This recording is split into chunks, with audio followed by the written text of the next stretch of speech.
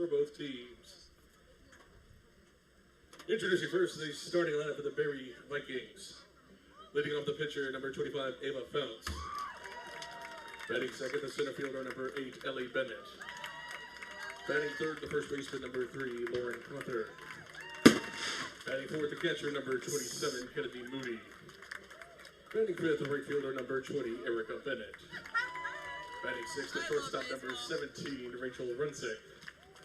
Batting seventh, the left fielder, number 11, Brooke Thompson. Batting eighth, the third baseman, number 14, Latifa Modesto. Batting ninth, the designated player, number 23, Madison Miller. And at the flex, playing second base, number 9, Caitlin Bowman. The Vikings are led by head coach Meredith Mills, who is assisted by Rebecca Murray.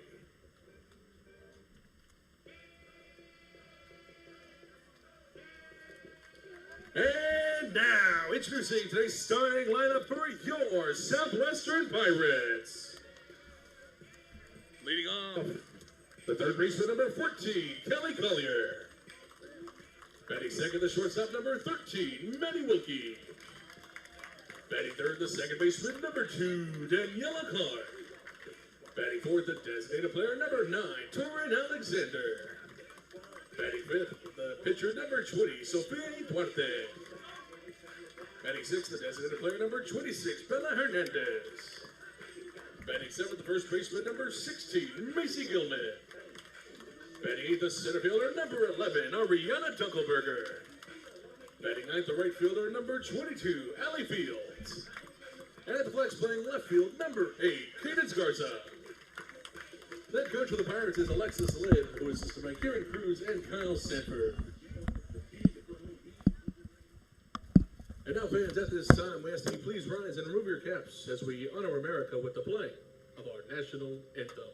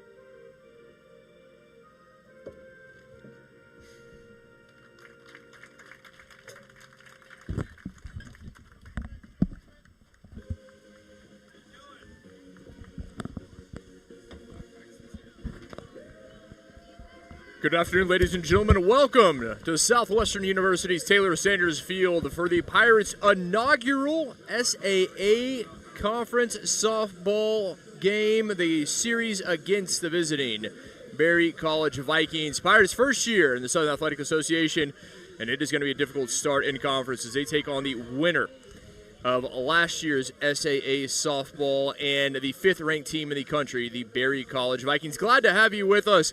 Pirates coming into this contest, a doubleheader today and the third and final game tomorrow, having won the last two games, victories midweek over Bethel University of St. Paul, Minnesota. The Vikings, as we said, they are fifth in the country. They have won the last three, taking down a very good Huntington College team and Ashbury University. Last year, Berry College, we said it, they won the conference 13-2 overall. They fell in the NCAA championship regional round, looking to take the next step.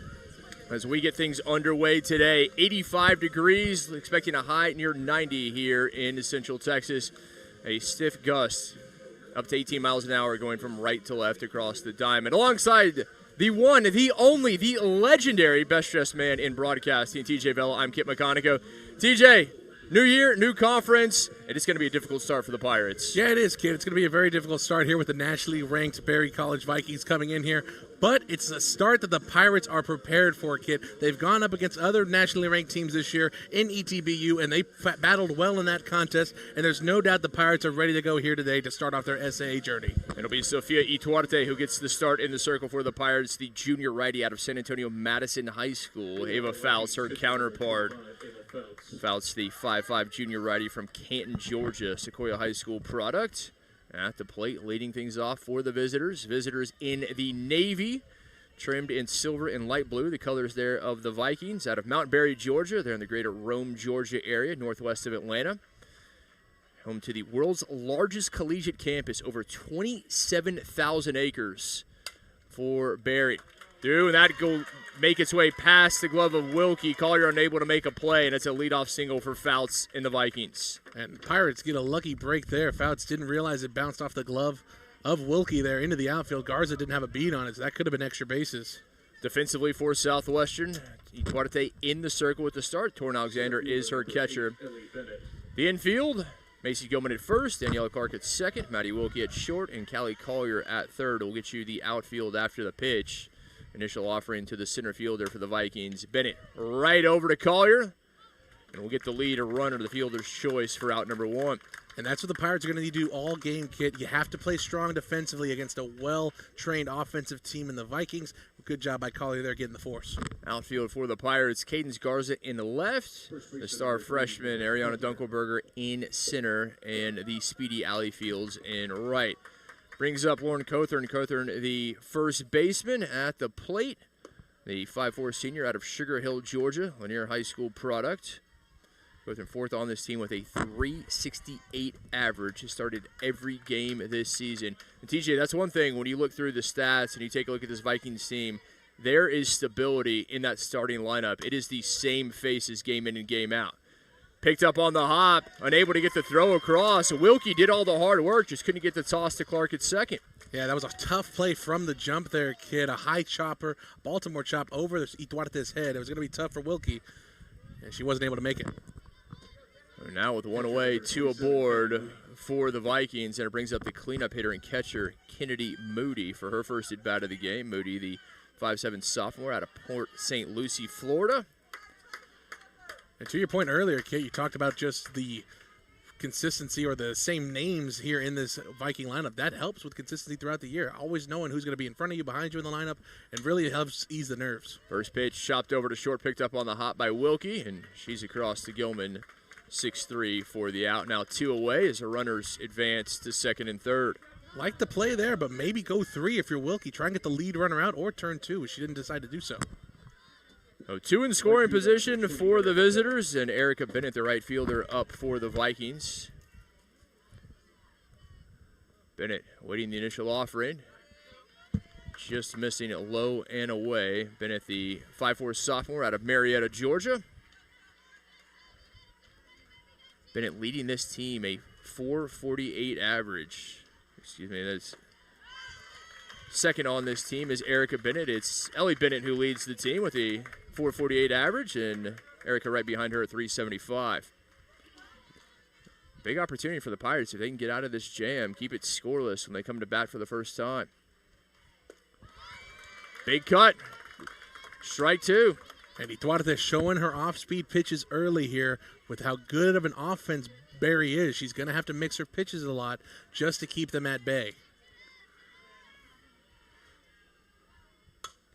Sharply hit over to Clark at second.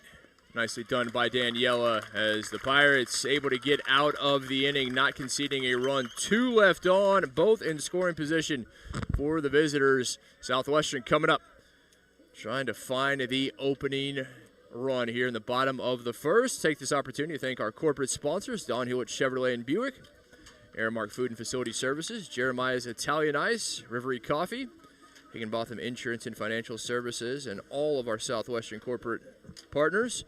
Also encourage you, if you have not already, to subscribe and like our YouTube channel. If you have, very much appreciate the support. And while you're at it, go ahead and download the Southwestern University Athletics mobile app. Stay up to date on all the latest and greatest in Southwestern University athletics. Well, Ava Fouts gets the start for the 5th-ranked Vikings in the circle, the 5'5" junior righty out of Canton, Georgia. On the season, Fouts a 2.67 ERA, record of 5-2. 55 innings pitched thus far, has given up 48 hits, 24 runs, 21 of those earned, has struck out 29, walked 31. Batters averaging 233 against the junior righty. For Southwestern, it'll be Callie Collier, third baseman, leading it off, followed by the shortstop, Maddie Wilkie, and the second baseman, Daniela Clark. Defensively, rounding out the alignment for the Vikings, Fouts in the circle. Kennedy Moody is her catcher. The infield, Lauren Cothern is at first, Caitlin Bowman at second, Rachel Runsick at short, Latifah Modesto on the hot corner. The outfield, Brooke Thompson in left, Ellie Bennett in right, and in center, and Erica Bennett in right. Number 14, Kelly Collier. So Collier leading things off for the Pirates, scoreless here in the bottom of the first for the senior out of Columbus, Texas. And for the Pirates here, Kit, starting offensively, you already limited Barry to no runs in the top of the first. Strike early here. Collier third on the team, a 385 average.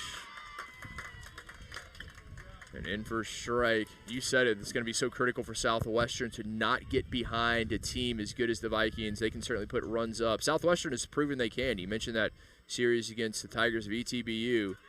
But when you're taking on a talented foe, you need to get ahead. At the very least, you can ill afford to get behind. And it's not just ETBU. The Pirates have had a really tough, I think, non-conference schedule. You had the Hardin-Simmons Cowboys, UMHB Crusaders. So it hasn't been easy sledding at all. And I think those wars over those games has really battle-tested these Pirates well and gotten them ready for this first SAA matchup. And that's what you need. Take on some of those top teams, get you ready for conference. Again, a team that won the SAA last year in Barry. Pirates' first year in conference. We'll see what kind of noise they can make here in the softball diamond. Collier awaiting the 1-2. Good eye watches that one low and away. Unseasonably warm today. We're anticipating a high of just about 90 degrees here toward the end of March. Certainly no stranger to the heat, but used to seeing that 90-degree coming a little later. Yeah, definitely not expecting it in March. I guess if you're going to spring break and all that, it's perfect. Exactly right. Hit sharply into left center. That's going to drop all the way to the wall. It goes. Collier on to second with a leadoff stand-up double. And that's exactly what the Pirates need, Kid, to start this game off. You have to attack early, like we said. Fouts a great pitcher in her own right, but if you can get in her head early, it can help you throughout this game. And right now, Callie Collier starting things off with that leadoff double. That's exactly what the Pirates needed. Collier setting the table for Maddie Wilkie, the shortstop, coming to the plate. Wilkie, the junior righty out of Granger, a local product, shows bunt, puts it down, and well executed to move Collier on to third. Coach Lynn known for playing small ball, Kid, and right there, a great example of it. She knows that in a game like this against Barry, every run, every opportunity matters. So leveraging Wilkie there to move the runner over and give ourselves a few more opportunities with the runner at third. Daniela Clark now to the plate is the junior out of St. Anthony in San Antonio.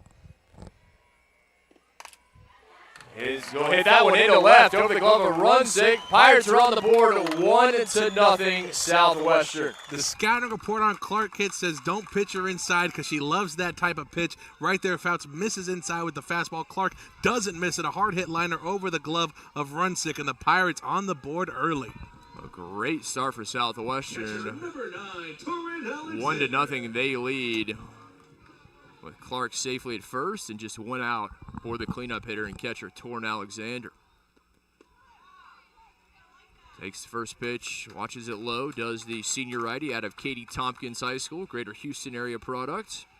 This is exactly who Coach Lynn wants up to bat in this type of situation, looking to put a crooked number up. It's your senior catcher who's made a big impact here in her senior year. Alexander, 273 average, also 12 runs batted in, and you said it, has really gotten off to a stellar start in her senior campaign. Southwestern, Alexander at the plate, Ituarte, Pirates pitcher waiting on deck. Great opportunity to pad this early lead here in game one of our doubleheader. And that'll come off the foot of Alexander. Take a second to regroup. And that one right there, a fastball right up the middle of Alexander's eyes, got real big on that one. Looked like Mia Golden Corral kid. And she was just a little too early on it, twisted her hips too fast. That's why you saw her roll over, foul it back off her ankle. You mean she went back for seconds? Oh, man, I'll go back for thirds now. Let's see if she can go back for seconds here. Alexander awaiting the 2-1. Catches the outside corner, pretty pitch from Fouts to even it at 2 balls and 2 strikes. Yeah, Fouts showing the outside location there. First time we've really seen that from her, but it's really because the Pirates have been so aggressive here at the dish early. Clark at first, 1 away. Alexander sharply hit over to third, looking to double up. And they will get the lead a runner, but nicely done. Alexander out of the box is safe at first. Well fielded by Modesto on the hot corner. Yeah, it was more of a look what I found type of situation over there at third, because she pulled her head back, not what they teach, but it worked out for her, and she's able to get the force of 2. Tifa Modesto comes up with a second out. And Sophie Tuarte now to the plate is the junior righty out of San Antonio, James Madison High School product. Going up against her counterpart for the first time. Tuarte on the season, 4th on the Pirates with a .320 average. Also 14 runs batted in. Pardon me. In for a strike. She's helped herself out numerous times throughout this junior campaign for her at the dish while she's pitching. Big opportunity here for her with 2 outs. Start a little rally here for the Pirates early. Again, leading 1-0, 2 outs, bottom of the first. Tuarte couldn't find that one as Fouts just pulled the string on it for strike 2. Yeah, that changeup started at the knees, looked like a fastball out of the hands of Fouts, then dropped off the table about 5 feet in front of the plate. Tough pitch to hit if you're Tuarte. Fouts trying to pick up this final strike and sit her counterpart down to end the inning. And she'll do just that. Tuarte down looking. Fouts with her first strikeout. With the Pirates on the board, 1-0 Southwestern as we head to the second.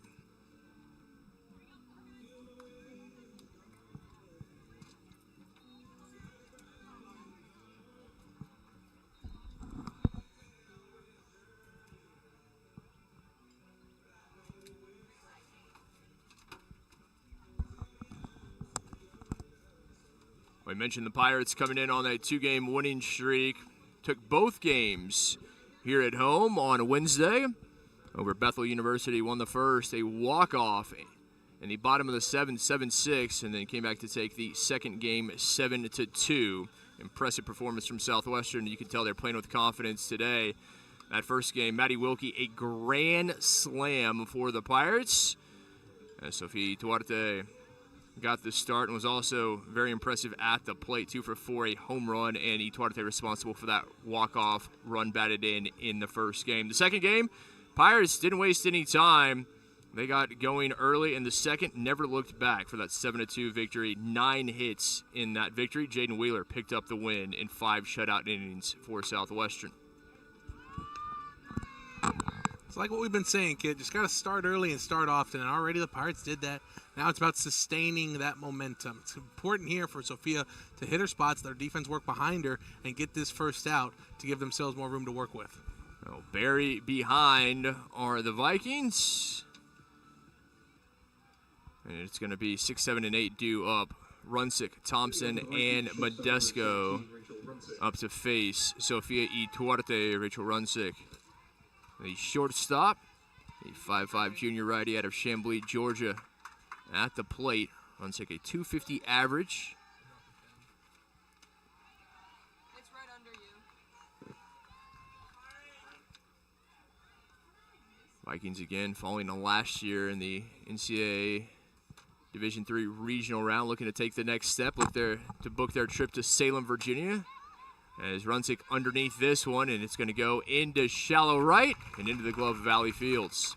And that's exactly what the Pirates needed, just a quick out, let them settle in, and get closer to the end of this inning. Brooke Thompson now coming up in the 7-hole is the Vikings left fielder. Left fielder number 11, Brooke Thompson. Thompson, the 5'6 sophomore out of Prior Lake, Minnesota. Thompson, .286 average. And TJ, as we've seen throughout Sofia Duarte's entire career, does a very good job pitching to contact, letting her defense do the work. Yeah, she really pulls no punches out there. She's not going to overpower you. She's not going to throw a fastball and just blow it by you. She really trusts her defense, and I think this is the best defense she's had in her whole career here with the Pirates, what they have out there this year. It had limited errors. Yeah, they've made some mistakes here and there, but I think those were early season growing pains. That's why I think they're well prepared here to start the SAA play. Absolutely no argument here. They are indeed first year in the Southern Athletic Association. Again, as we said, last year it was won by these very Vikings. Barry did their job.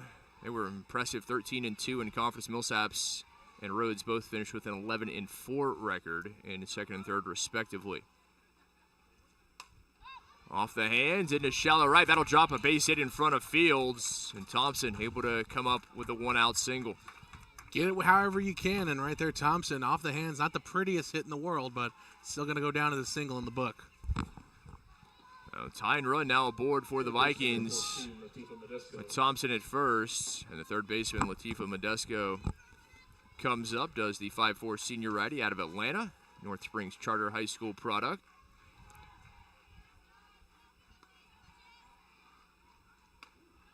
Watches inside for ball one. Modesto still trying to get things going at the plate.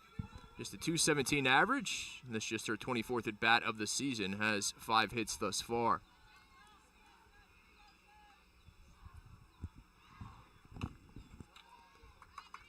Fouls it off. 1 ball, 1 strike now to the third baseman as their designated player, Madison Miller, waiting on deck in the 9-hole.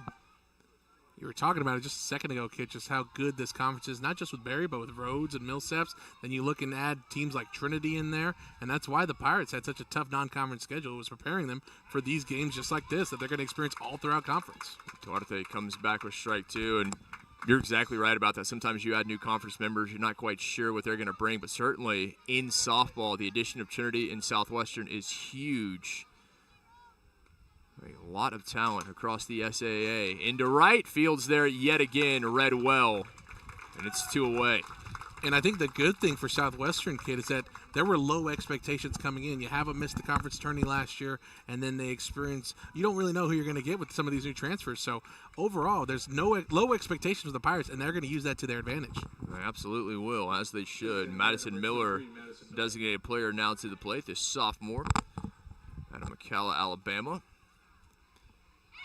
And TJ, you made a great point with all the transfers. Sometimes you're not quite sure what you're going to see until not even, I mean, you've got to get a month in to kind of see what you have. And so far for the Pirates, they have to be very pleased. This is a good team. Yeah, because you can do whatever in the fall. You have this fall game and everything, but it doesn't matter until you get to this springtime. And honestly, like, you can have a fluke game here and there, right? We've seen that before. But all these transfers, all these upperclassmen that Coach Lynn brought in, they've done a really good job of establishing themselves here in this roster. They have indeed. You said it. Maybe the most talented team we've seen in some time here from top to bottom. Is Miller able to foul that one away? Miller a .400 average, but this is just her 16th at bat of the season. It's only seen action in 10 games thus far. Has started 4. One thing that second-year head coach Meredith Mills told me, she said, we're healthy. We don't have any injuries. Obviously, it's early in the season. As Duarte able to sit Miller down swinging. And the Pirates continue to do their job. Duarte, 2 scoreless innings in the circle. 1-0 Pirates looking to add to it in the bottom of the second.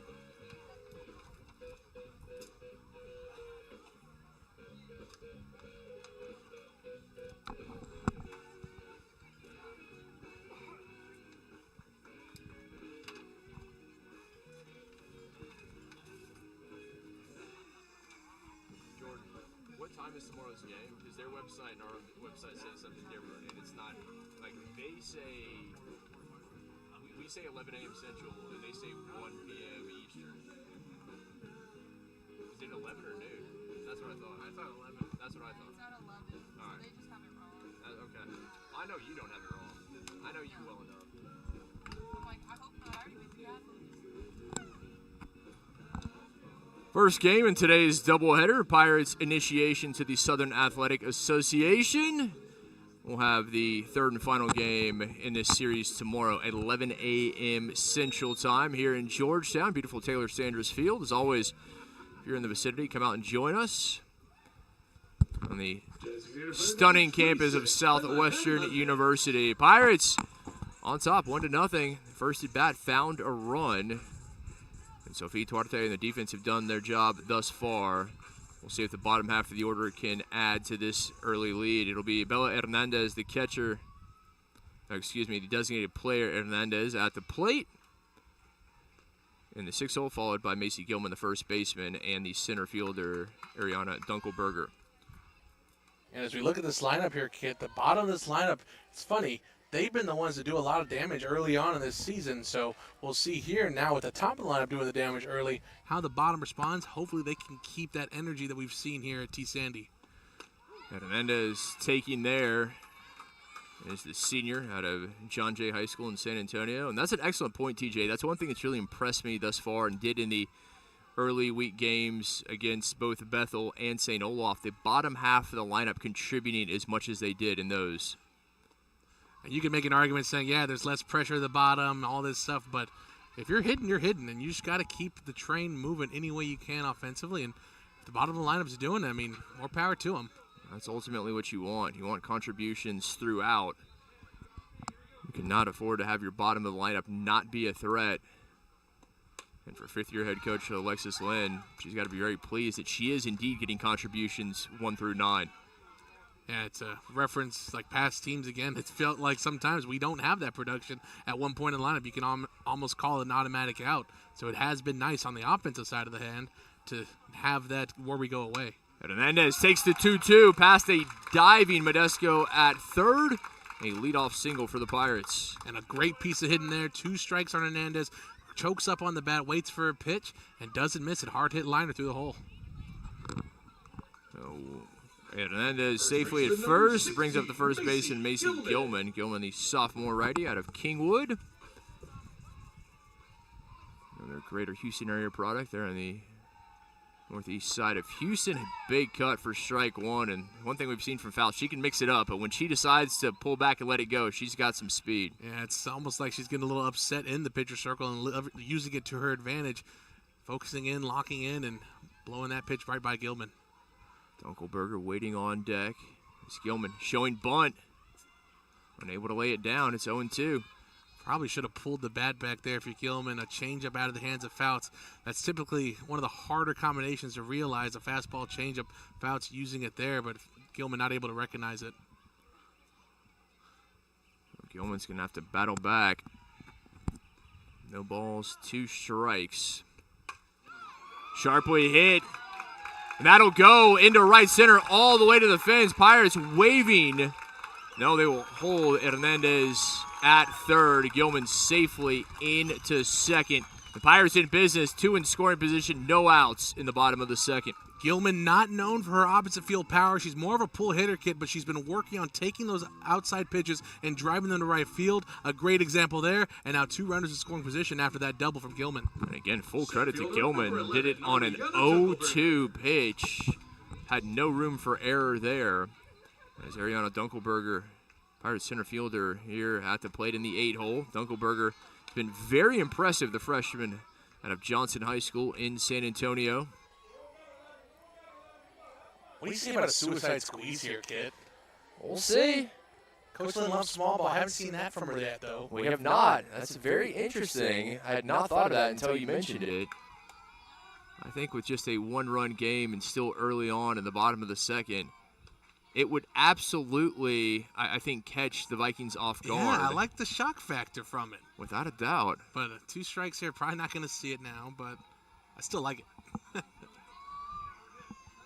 TJ Vela always looking to roll the dice, make things interesting. I did just land in Vegas the other day. It took a lot in me not to get in those slot machines at the airport. I was going to say, you do not have to leave the airport. You can do it right there, lose all of your money without ever leaving the airport. That's a dangerous connecting flight, trust me. It absolutely is. Dunkelberger chopped over to third.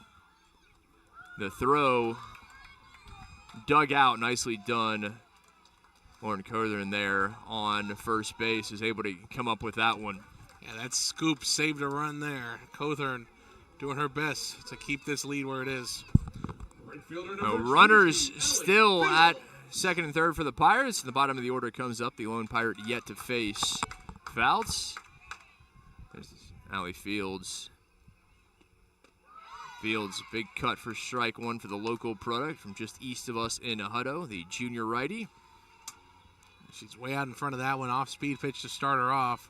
Fouts has been going with the fastball to start all these batters off, but comes with a changeup there.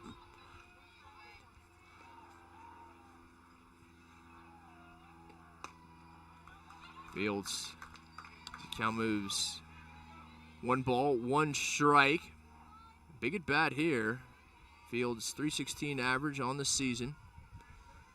Has 6 runs batted in.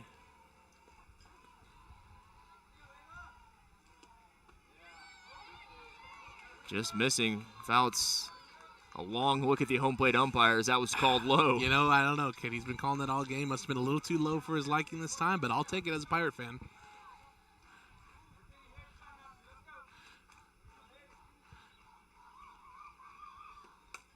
Fields into right. That'll drop. Pirates are going to bring one in. Throw not in time. Fields sliding safely into second.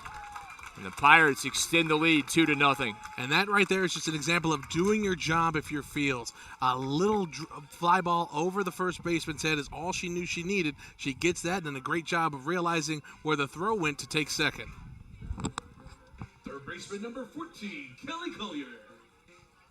Still one out. Still Pirates at first and second as Fields advanced on the throw 2-0. And back to the top of the order with Callie Collier. Collier 1 for 1. Crushed a leadoff stand-up double to left center in her first at bat. And you see Bennett in center playing well into that gap, expecting that now from Collier. Collier chases it high, strike. And Collier, that looks so good coming out of the hands until it gets to you and it's up above the chin. Yeah, those rise balls are dangerous. The first time we've seen them from Fouts. Going back to the Bennett situation in center, Collier can pull the ball, kid. She's an atypical type of slapper. Has power, as she's already shown today. You think of your leadoff hitter with the speed, and you said the slapper, but Collier, versatile player, multifaceted, can really get it done in a myriad of ways. Yeah, she's able to pull the ball well, so we'll see if she tries to pull that out here. Still just one out for the Pirates, and a great opportunity, up 2-0 here in the bottom of the second. Collier, was she able to check it? She was not. That one outside, and it's 2-2. She didn't like that call. Long walk away from the dish to mumble some words under her breath, likely. At least she was smart enough to walk away to do that. Well, the umpire probably has bad hearing, too, if he has bad eyesight. Collier, just a piece of it. It's terrible getting old, kid. You have no idea, my friend. You are still young and spry. The world is your oyster. You call me in about 20 years. I'll tell you how things are. Am I going to be able to call you then, or is it going to be like... It'll be all telepathy. It'll just be... You'll think of me, and immediately there it'll be. That's going to go underneath the second baseman. Bowman. Pirates are going to bring one. Now 2 in. Collier does her job, and it's 4-0 Southwestern. We mentioned it, Kit. Her ability to pull the ball right there, gets an inside pitch. She got her hands out in front and put that one right beyond the second baseman Bowman's glove. And with the speed of Fields at second, of course she's going to score a 2 RBI single, and the Pirates up 4-0 on the number 5 ranked Vikings. TJ, we talked about it. The Pirates, that victory in the doubleheader on Wednesday over Bethel. They lost 2 games on Tuesday to St. Olaf, but having those 2 games, those big wins, Number 13, you can tell Pirates playing with some confidence today, and they are off to a great start here at home. And Wilkie now, the star shortstop, who had that grand slam in that first game victory over Bethel. Her first at bat, a sacrifice bunt, but she certainly has power, as she's been able to display this week.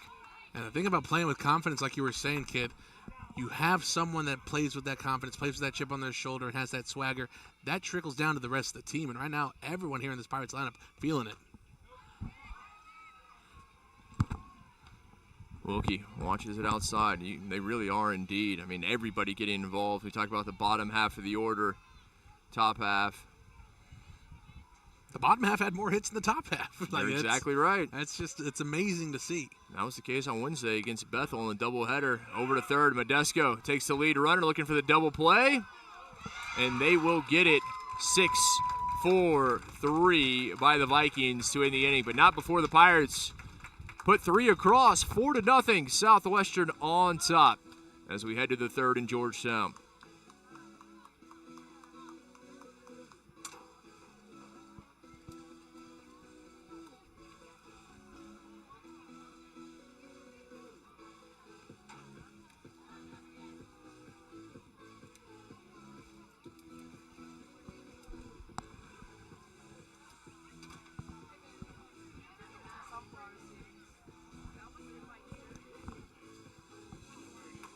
Berry led by second-year head coach Meredith Mills. Rebecca Murray, the assistant there for the side from the Peach State. Alexis Lynn, fifth year in charge here in Georgetown for the local product. Out of Round Rock, just south of us. Played collegiately at Concordia down in Austin. Karen Cruz is the assistant. Kyle Sanford rounding out the staff here for the Pirates. Again, glad to have you with us, particularly those of you back in the Peach State or wherever you may be joining us from. Pirates fans near and far, and Viking fans as well. He's TJ Vela, and I'm Kip McConico. Game 1 in our doubleheader. TJ, this is the start Southwestern was looking for. Yeah, Kip, this is exactly, I don't think you can drew it up any better if you're a Pirate fan. Scoring in every inning so far, you got a 4-run lead. And now going back to Duarte and this Pirates defense here in the top of the third. Name of the game is outs. Find them any way you can. Pirates have not given up a run. Duarte, 3 hits. She surrendered in the first 2 innings. We'll be back to the top of the order for Berry with the pitcher Ava Fouts at the plate. Grounded out to short in her first at bat.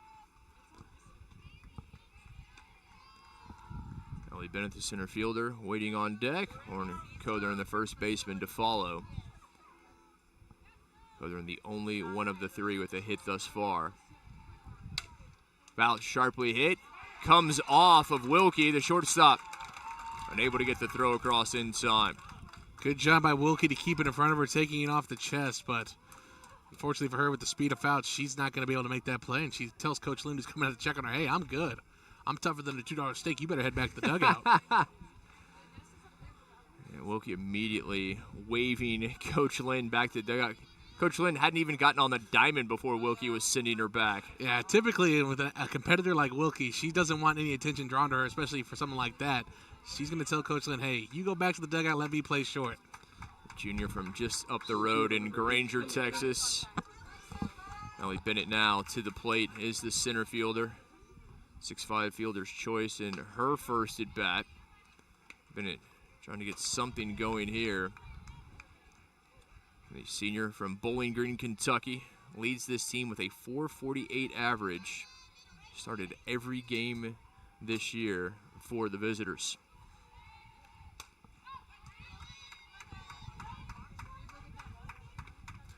These Viking hitters get very aggressive at the dish. They're not going to let pitches go by. They've been swinging early, swinging often. Only 1 strikeout so far for Duarte today, but that's exactly what Duarte wants. She wants them to swing early. She wants them to ground into force outs. Yeah, this is definitely playing into Duarte's strong suit.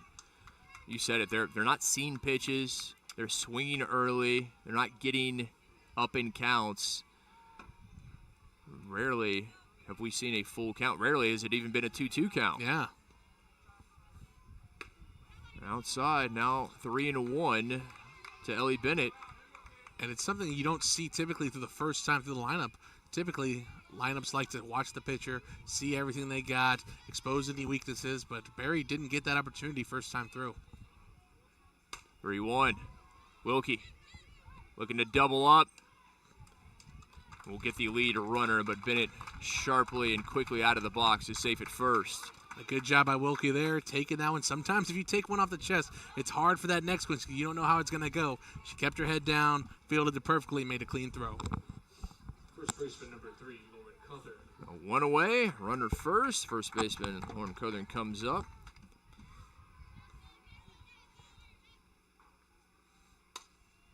And that's going to go through the right side. Gilman on the bag with a runner there and is able to slip it by Clark for a one-out single. A little deja vu action there. Cawthorn swinging at the first pitch with a runner on first and knocking it through the right side. Catcher number 27, Kennedy Moody. So now the prospective tying run coming to the plate in the form of the catcher, Kennedy Moody, with Vikings at first and second. And just one out here in the top of the third.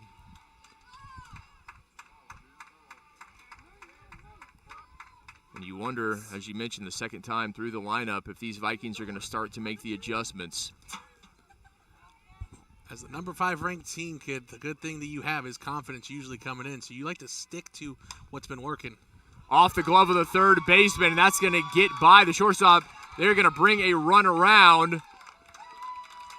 And over the head of Clark, couldn't make a play. They're going to bring another prospective tying run coming in to score. Play at the plate, and she is safe. Moody coming all the way around to score, and we are tied at 4. 4-3. Apologies there. 3 runs scoring, getting ahead of myself. But either way, Moody coming all the way in to score on that. Huge mistake by Southwestern. That is something that you just absolutely cannot do if you're the Pirates, kid. That should have just been a normal ball off of Collier's glove, fielded in quickly, keep the runners where they were. It took a long time for them to get to the ball in the outfield, and because of that, the runner went home. Okay, that's good. You give up 1 run.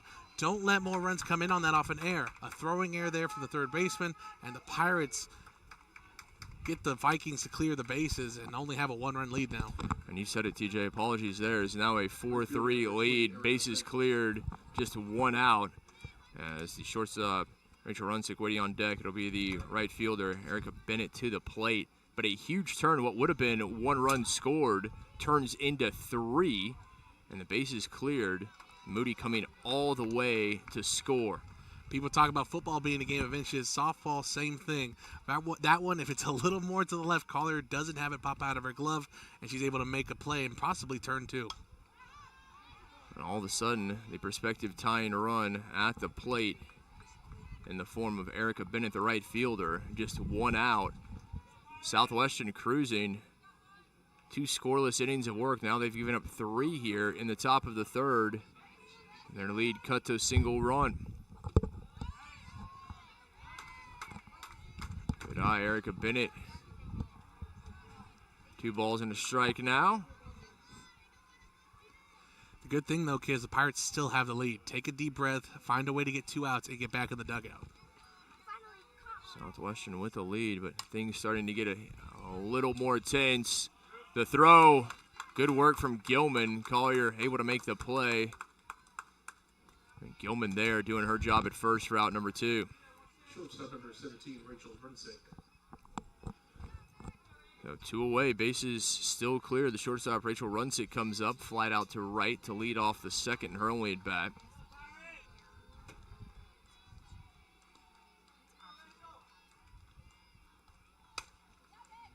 Collier skies the throw over the head of Gilman. Runsick off to second, and the tying run in scoring position for the Vikings.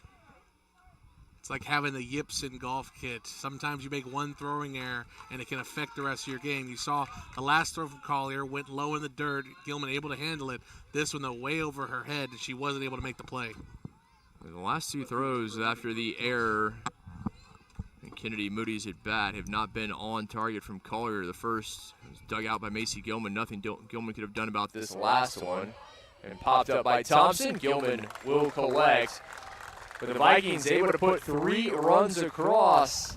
And the Pirates' lead is shrunk to 1. 4-3 Southwestern trying to find insurance, and they come up in the bottom of the third.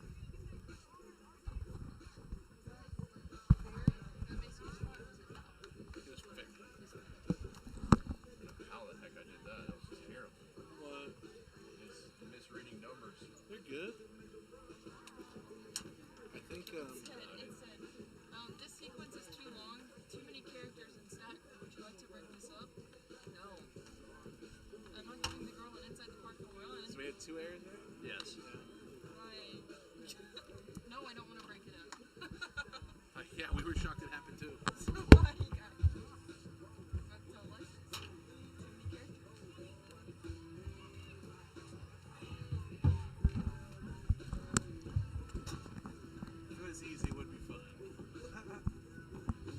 The Vikings on the board, having cut the Pirates' lead to 1, 4-3 Southwestern on top. And up to bat here in the bottom of the third. It'll be 3, 4, and 5 due up for the Pirates.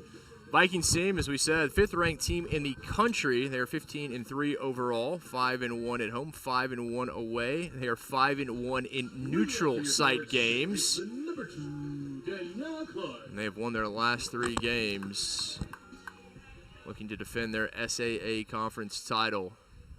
Southwestern struck first. Give him a haymaker here on the road as Clark off the end of the bat. And a heads-up play from Modesto at third. Saw the English on it and ultimately watches that ball trickle foul.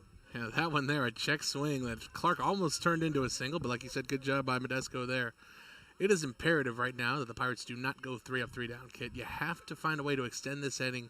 You don't want to let the momentum swing by way of Barry. TJ, we talk so often about momentum and how that swings, as you said, and Southwestern had been so good until they gave up those 3 runs, 2 errors in the top half of the inning.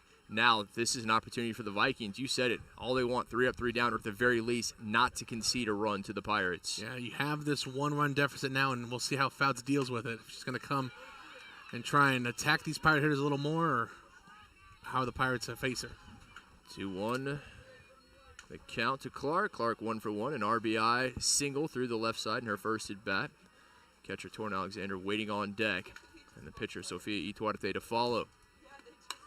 Clark, that's going to go over the bag at third, all the way into the corner. But great work defensively from Brooke Thompson in left field, limiting Clark to a single. Another inside pitch that Clark has no problems with, turning her hips and pulling it down the third base line for her second single of the day. And Clark really making Fouts pay on those inside pitches. As Torn Alexander now comes to the plate. Alexander 0-1. Over to short. Picked up. No, bobbled. Runsick tried to backhand it. Couldn't come away with it. And Alexander is safe at first. A backhand is one of the tougher plays in baseball, Kate. You work on it all your life, and it can still mess up somehow, some way. And I think right there, Runsick just tried to be a little too quick with it to try and turn 2. And the results, Pirates at first and second, no outs for the pitcher, Sofia Ituarte. Ituarte struck out looking to end the first in her only at bat today. Sends it into dead center and right into the glove of Ellie Bennett. Got to be a little more careful if you're Clark over there standing at 2. Almost got doubled off there. That is the last thing you want, the leader runner in the second out. Clark able to get back as she dives back into the bag in the nick of time. Designated player Bella Hernandez comes up. Hernandez singled through the left side in her first at bat. Took a 2-2 pitch past the third baseman Modesto. We talked about it earlier, Kit. The bottom of the lineup coming through for the Pirates. Right now, we need them to come through. Hernandez at the plate. Gilman waiting on deck. Both have hits. You're exactly right, TJ. Pirates, very least, need to get a run. Yeah, just one at least. Let's keep this pressure on Fouts and the Vikings. And to even the count. 2 balls, 2 strikes now. I know I ask a lot. I said, I don't want to go 3 up, 3 down. We got to keep the momentum. And now I'm saying, well, we need a run. I'm very greedy up here, kid, especially when it comes to the black and gold. I thought that was only Golden Corral. No, well, don't go to my local taco shop. They'll say opposite too. But Hernandez watches it low for ball 3. I went to Willie's last night, and there was a guy that sat behind us, didn't wait to be seated, didn't whatever, didn't even order. They just brought him a pound of crawfish to start. They said, anything else? He said, nope. That's a regular right there if I've ever seen one. Man, no kidding. Hernandez waiting the 3-1. Draws the walk. And the base is loaded for the Pirates. 1 out. Bottom of the third. Pirates up 4-3, and Macy Gilman to the plate. I'm surprised this is the first time we've seen Coach come out for a pitching conversation, and it's actually to talk to her infield. And Meredith Mills' second year in charge there, the Vikings in Mountain Berry, Georgia, the greater Rome, Georgia area. Said an hour from Atlanta, right? Yeah, northwest of Atlanta, the world's largest campus. Again, 27,000 acres. That is a massive campus. They're getting their steps in, that's for sure. No kidding. I feel like every kid needs a golf cart to get to class. Well, in the days of scooters, they probably all have them. In the old days, I have a feeling they were getting not 10, but probably 20,000 steps a day. Yeah, those are the stories you hear from those older gentlemen and ladies that say, I used to walk to class and 5 miles in the rain and snow both ways. Uphill. Yeah. Absolutely. I'll believe it if it's for people from Barry. A huge at bat here for both teams as Gilman comes up. Gilman at 1 for 1. Number 16, Macy Gilman. Their first at bat took an 0-2 pitch to right center, doubled off the wall. With just 1 out and the bases juiced. Pirates find themselves breathing room, up 4-3. Finds the inside corner, and that inside pitch right now from Fouts on target, and it's being called by our home plate umpire. Yeah, screwball there from her. Started off in the middle of the plate, then drifted in. A tough pitch to hit if you're Gilman.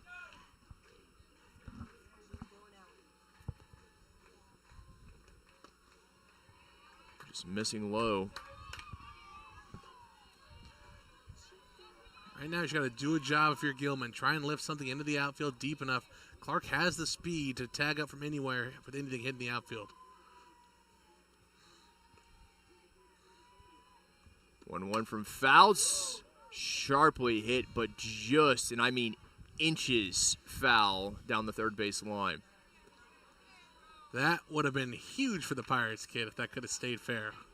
Because for sure, 1 score, and for sure 2. And maybe even 3 with Bella Hernandez. That one goes all the way to the corner. Instead, Gilman back at the plate with a 1-2 count.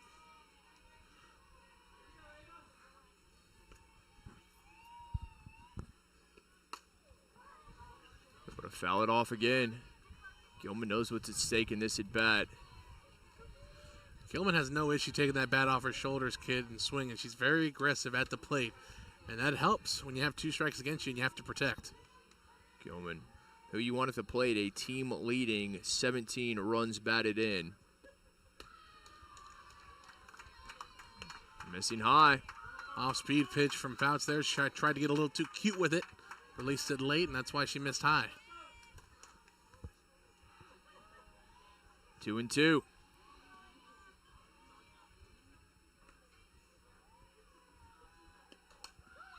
Off the hands, back out of play.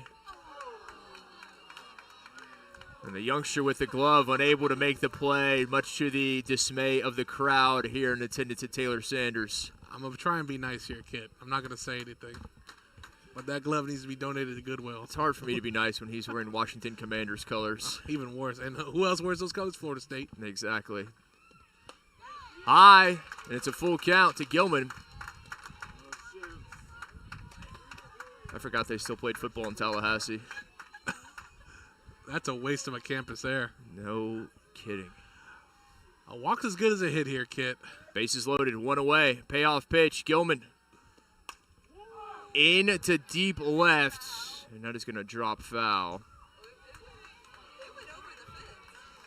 Oh, Thompson maybe playing a little closer to the line now in left field as Gilman has shown her power down that left field line. She's definitely playing closer to the fence, it looks like. She's deep out there in left. All the outfielders, Thompson in left, Ellie Bennett in center, and Erica Bennett in right, all very deep, as are the middle infielders.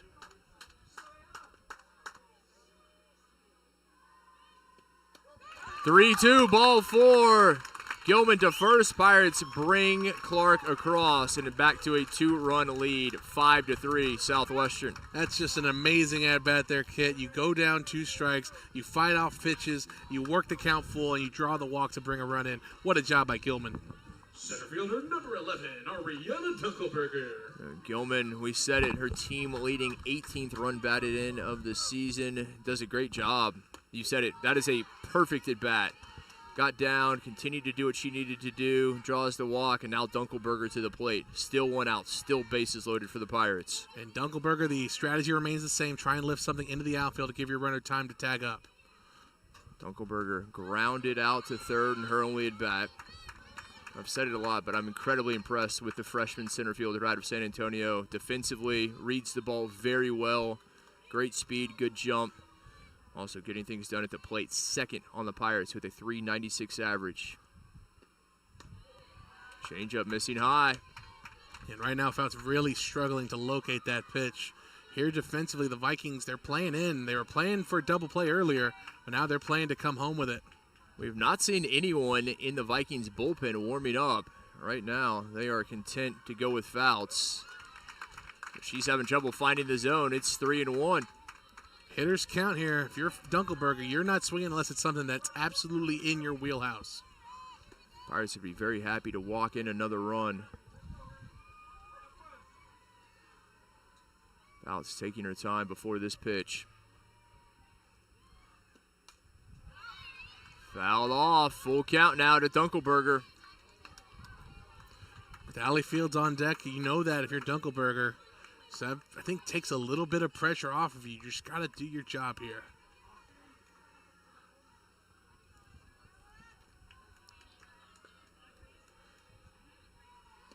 (3-2).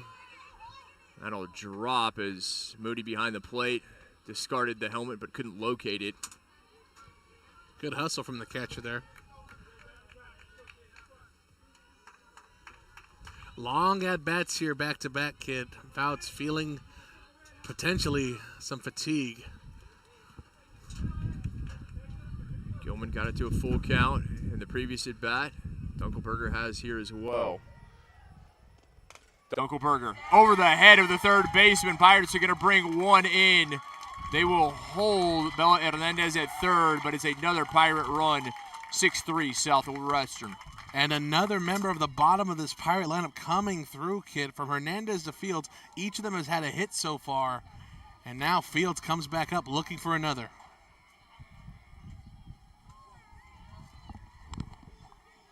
Right fielder number 22, Ellie Fields. Well, after putting 3 runs across in the second, Pirates have plated 2 here in the third. And Fields, as you said, back to the plate. Her last time an RBI single out to right. And this is going to bring Moody out from behind the plate. Wants a word with Fouts. We've not seen any sign of anyone warming up for the Vikings in the bullpen, and it appears they're content to let Fouts continue.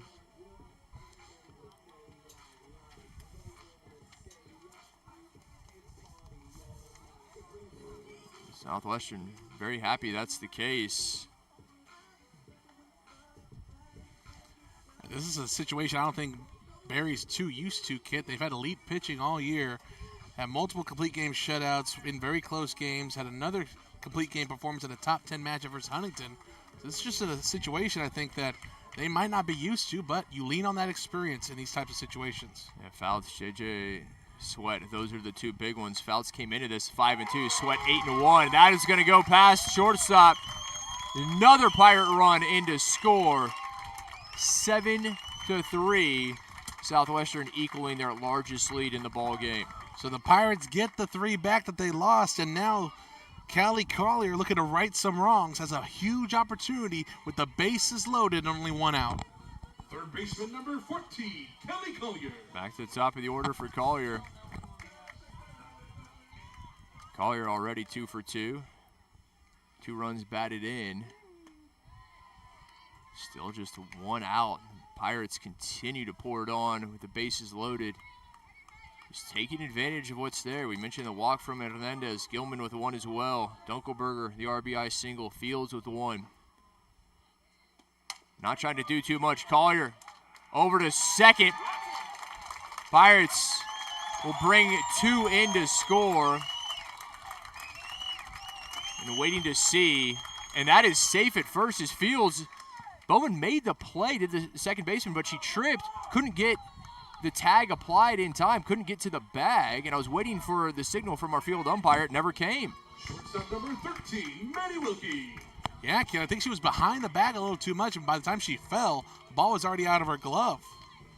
So a huge break there for the Pirates. Collier continues to impress. 9-3 Pirates. Collier 3 for 3 on the day, 4 RBIs, kid. And still Southwestern has a chance to continue with just 1 out and 2 aboard for Wilkie. Wilkie a little bloop, and that's going to drop past the outstretched glove. Bowman. Pirates will hold Fields, and good they did. But it's another instance where the Pirates have the bases loaded and just 1 out, and now it's going to be Daniela Clark coming up, who led off to start the inning. Pirates have batted around, kid, and we've been thinking about what's going to happen. Finally, some action in the Viking bullpen. Second baseman, number 2, Daniela Clark.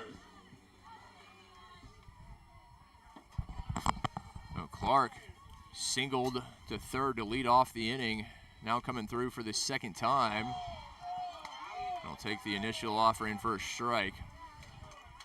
Her dad, Danny, did not approve of that call, kid, and I'm with him. Looked a little low in the zone. Home plate umpire thought otherwise. Clark underneath it. It's going to stay in play, and Fouts makes the grab in the circle. Infield fly there. Base runners can move at their own discretion, but none of them did. They're staying there. 2 away. Still bases loaded for the Pirates. The cleanup hitter, catcher, Torrin Alexander.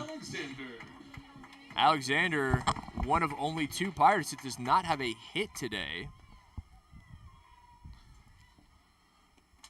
Alexander looking to get something going here. Did get aboard via an error from the shortstop in her last at bat. And it's a big opportunity here for her to get that first hit. We talk about all the time not wanting to leave runners on base, kid, and this is a spot where the Pirates absolutely cannot do that. Do not want to leave the bases loaded. Make no mistake about it, Pirates obviously a 6-run lead, and that'll give them some breathing room. But against a team like Barry, we know they can come back. They have the bats to do so. Yeah, it's like we've been talking about Golden Corral all day. When I go get some ribs, I don't want to leave any meat on the bone. You got to take it all. And I right now, the respect Pirates that. got to do it. If you're going to do it, do it. Exactly. Into left center. All the way to the wall. Pirates are going to bring 2. And they will hold. And Alexander safe at second. A 2 RBI double. 11-3 Pirates lead. I guess Torrin likes full racks of ribs too, kid. A hard hit liner, 1 hops the wall, brings 2 in. And the scoring continues, and now Sophie Duarte, huge opportunity for her to continue helping herself out and bring 2 more in. Still 2 aboard, and now I think we're going to see that change that we had wondered about so long. When would that come? When would Fouts be pulled? And it may well be right now. And that is indeed going to be the case, so that will do it for Ava Fouts. Fouts through 2 2/3 innings of work. Gave up 11 runs on 12 hits. Defense also committing a pair of errors. 26 for 23, 25 is the OP.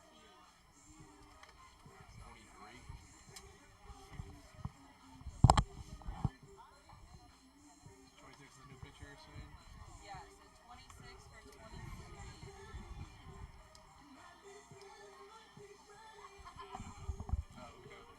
Changing the circle. It's going to be Megan Rapillo who comes on for Fouts. Just putting pitcher in for the designated player, And and now Fouts is the OP.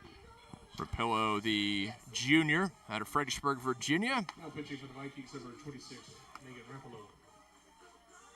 Just has 4 innings of work under her belt. He's given up 10 hits, 6 runs, 6 of those earned. It's a walk 3, struck out 3, a 10.5 ERA, and batters averaging .476 against the Virginian.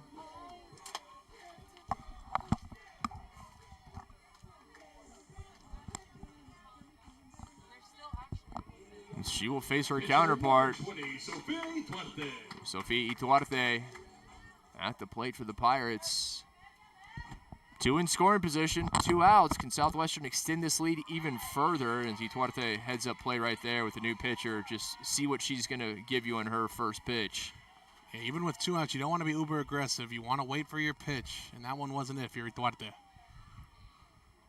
A one, Ituarte into right, and that's going to be picked up on the hop. Erica Bennett, but the Pirates will bring another in to score. 12-3 Southwestern. Great effort by Bennett out there in right, but she was running with her glove wide open in front of her. That's going to reduce your speed out in the field, and I think because of that, she wasn't able to make the play.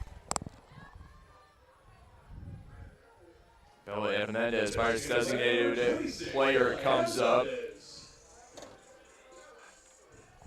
Hernandez a single and a walk in her 2 at-bats.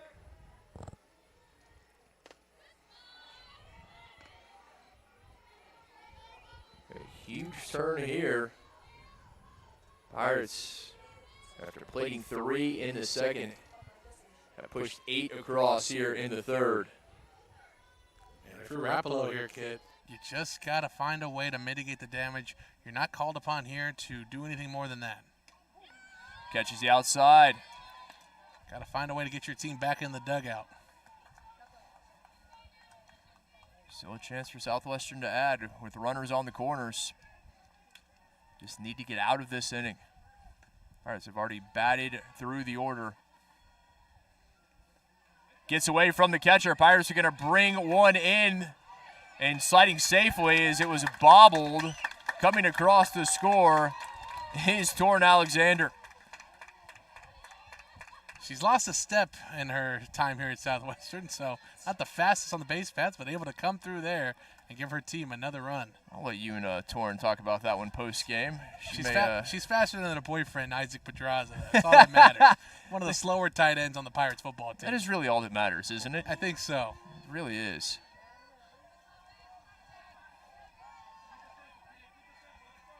13-3. Pirates 9 runs here in the bottom of the third after they gave up 3 in the top half of the inning. And it looked for all the world. It was a 1-run game, TJ, and the momentum was firmly on the side of the Vikings coming into the bottom half of this inning. I said I was greedy. They must have heard it, Kit. You were not lying, my friend. But I wasn't expecting all this. As long as you're not stealing little kids' Easter candy. I'll steal some gloves, make some plays out in the field. How about that? All right. I have stolen a lot of Easter candy in my day, though. That does not surprise me. Those golden eggs with like $20 in it, like, I'm taking them from my cousins. That does not surprise me at all. I have a feeling those kids go back to their baskets and all of a sudden there are 2 things left if you're in a good mood. Yeah, you got to hide the baskets around me. Payoff pitch. Dribbled down the first base line and the tag applied. But not before the Pirates push 9 across. 9 runs for Southwestern as they take their largest lead of the game. Up double digits, 13-3 as we head to the 4th. Vikings need to respond and need to do so quickly.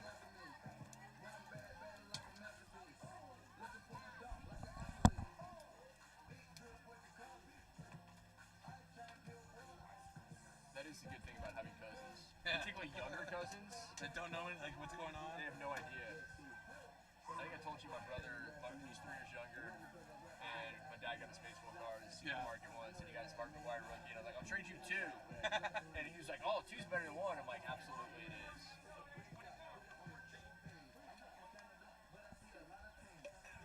So Juju at third. Yep.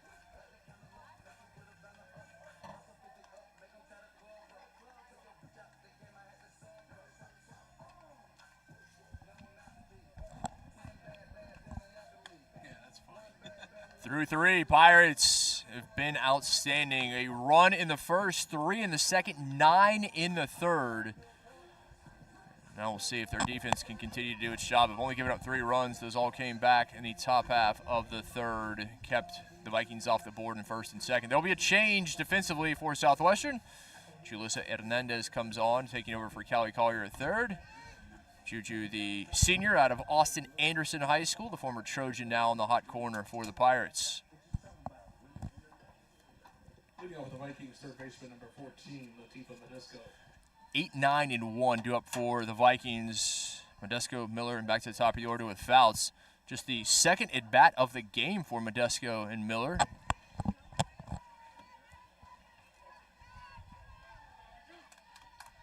We talk about responding, and it's what Southwestern did after giving up 3 runs in the top half of the third, and now the Vikings have to do the same.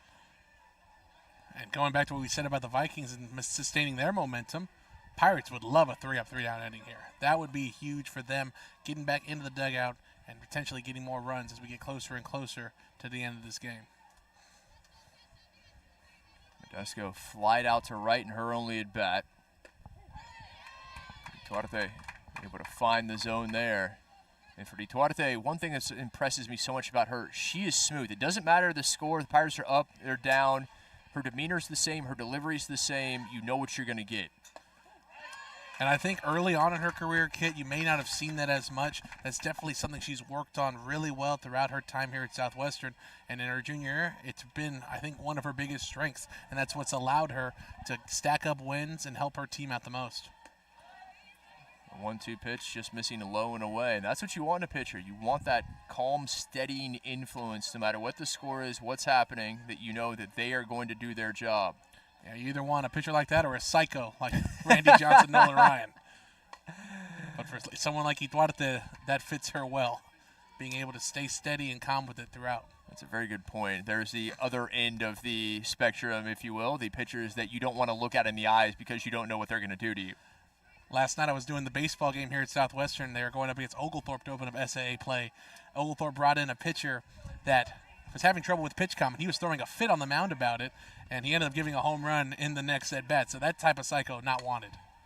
Into shallow center, and that'll drop in front of Dunkelberger, just poked out. And Modesto with a lead-off single, much needed for the Vikings. No damage done there if you're the Pirates, just a simple off-the-end-of-the-bat single. So for Duarte, keep pitching your game. You said it. Just move on to the next batter, and that'll be Madison Miller, the designated player. Miller struck out swinging. And that'll actually be the new addition as Rapolo comes on. Mentioned her taking over as the pitcher, the junior out of Fredericksburg, Virginia. Her first at bat of the season, or excuse me, of the game, I should say, on the season rather.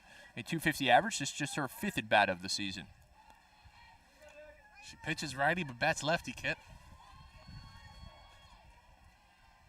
Impressed by the ambidextrousness, if that is a word, of it.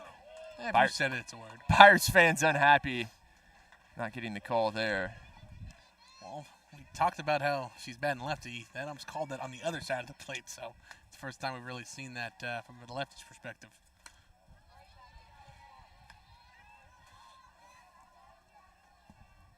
It's a big out here, kid. You got to come after Rapolo because the top of the lineup is due up behind her. Got to lock in here for Duarte.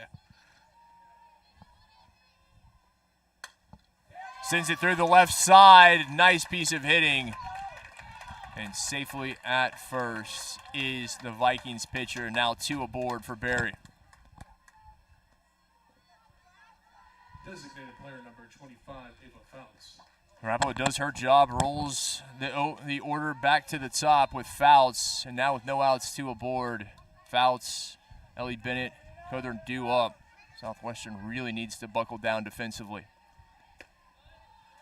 It's all about knowing the situation here. If you're the Pirates, infield fly rule in effect with runners on first and second, no outs. You can get a force out at third and second. Outfield, you're shooting 4. Fouts 1 for 2, singled to short her last time, and this is going to get past Wilkie. Didn't get the glove down. They will hold the runner. Modesto was a rounding third, wanted to come home, but they're going to keep her there. We saw a backhand earlier on the other side from Barry, and they weren't able to handle it. And now Pirates unable to handle that one. I think Wilkie just got a little ahead of herself, wanted to get that ball over to third to get the lead runner. This is almost identical to the situation the Pirates were in the bottom of the third. Bases loaded, no outs. Southwestern took the opportunity to go on a tear, ultimately plated 9 runs. Southwestern needs to be careful if the Vikings don't do something similar. I'm hating all these deja vus we're getting, Kit. They call him Voodoo Vela for a reason. Yeah, but I would like it for the black and gold. Do you have that much power, or are you able, or is it just happens in your vicinity? I didn't know that you could control it to that extent. Well, since I got engaged, I've lost a little bit of power. A little bit? A little bit. Just a little. Okay, if you say so, my friend. We'll stick with that, just a little bit.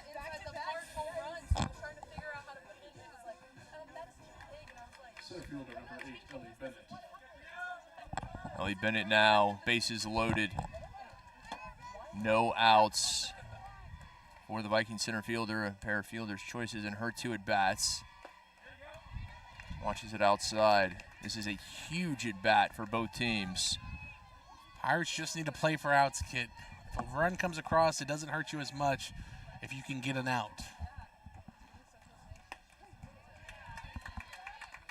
With a 10-run lead, Southwestern very content to exchange runs for outs at this juncture. Game 1 in our doubleheader.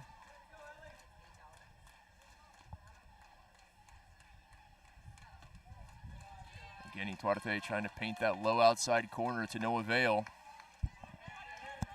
It's where she wants to live with this type of situation going on.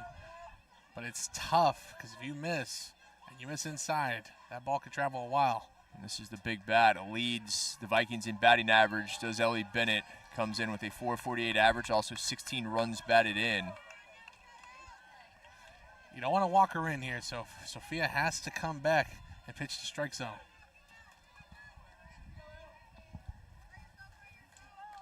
Duarte taking her time before this next pitch, and she's going to call time with the 3-1 count.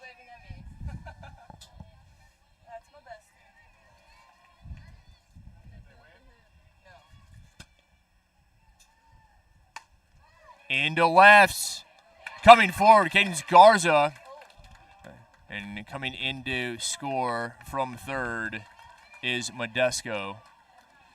13-4, the sacrifice fly from Ellie Bennett has the Vikings on the board here in the top of the fourth. Yeah, right there, Garza saw the runner take off too far at second, tried to get her but overthrew it. You'd like her to go home, though, with the tagging runner at third. 9-run game. First baseman Lauren Cothern coming up. Cothern also 2 for 2 with a pair of singles. But on Cothern, on those 2 singles, they were thrown to the outside. She took them that way. This time, Ituarte starts her off with a screwball in, and she took it for a strike. The bat's not wasting any time today. You wondered if teams would be tight in the conference opener. Not the case.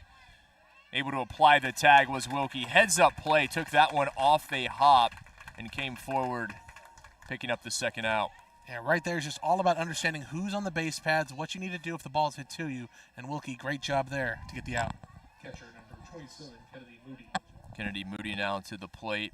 Moody an RBI single, her last at bat.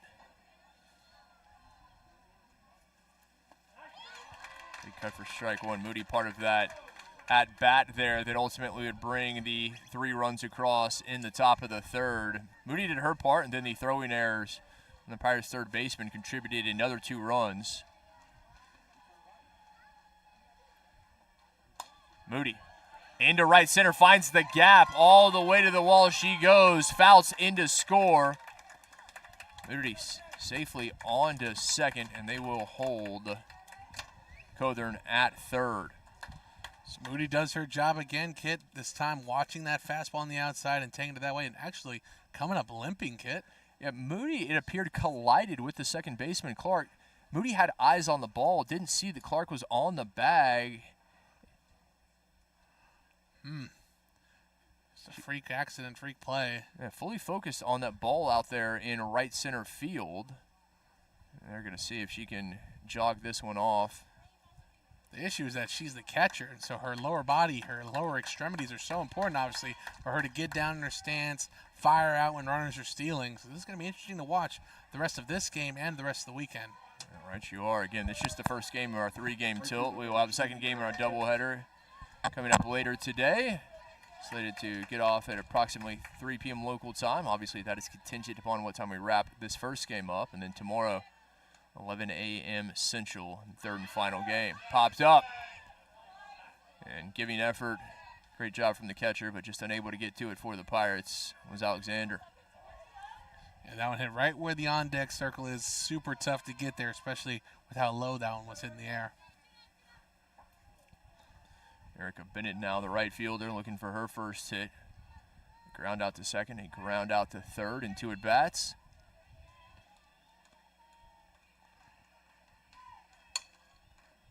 Over to short, knocked down Wilkie, able to keep it in front of her, but nothing more. Another run comes in to score in the form of Cothern. The Pirates have seen that lead shrink to 7, having given up 3 runs here in the top of the fourth. That backhand really giving Wilkie fits right now. Unfortunately for her, not able to make that play.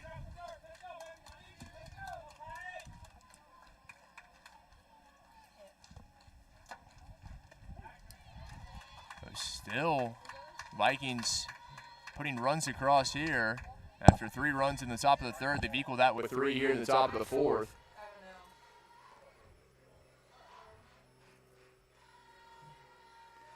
Southwestern trying to pick up this final out.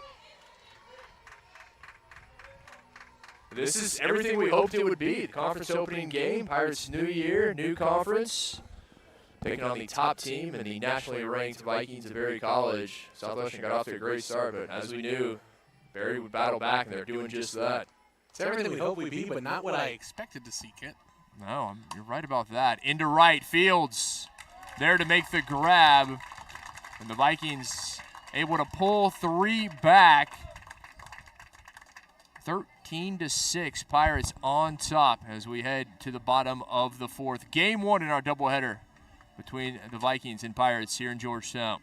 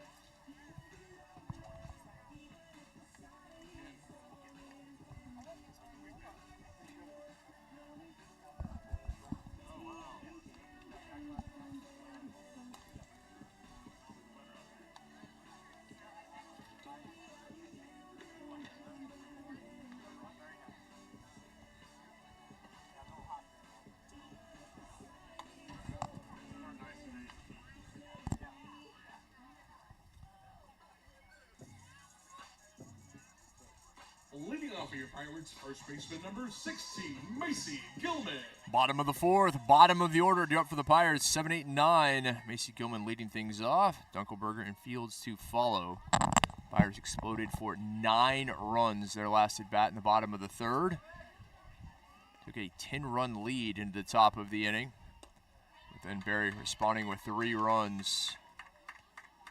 They've cut it to a 7-run game, 13-6. Pirates on top in the first game. Pirates have tripled their runs every inning, Kid. If they triple them here, I'm not a math major, but that'd be pretty good. If they're able to put 18 on the scoreboard here, I think just doubling it from the second inning. I'm not even saying tripling. Let's keep it very realistic. 18 runs an inning. I need you a little more greedy. Sorry. I forget who I'm broadcasting with. I don't leave any meat on the bone, but I think 18 runs in the inning may be. I'm okay with that. A month away from broadcasting with me, Kid, you forget how greedy I am. Right you are, my friend. You're with those prim and proper ESPN folks.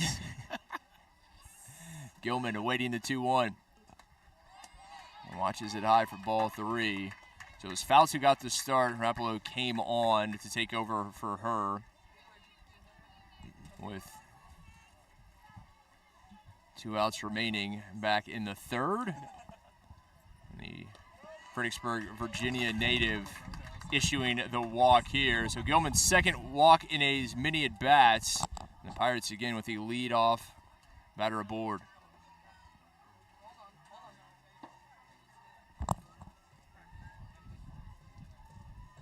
I'm not saying you're prim and proper, Kit. No. I'm saying your colleagues are. Fair enough. I appreciate that distinction as we're going to see a pinch runner for Gilman at first. That'll be Jaden Ewart. First time we've seen Ewart in the ball game. The junior out of Corona, California, Norco High School product. Now batting center fielder number 11, Ariana Dunkelberger. Now Dunkelberger comes up as the Pirates center fielder. The freshman singled in her last at bat.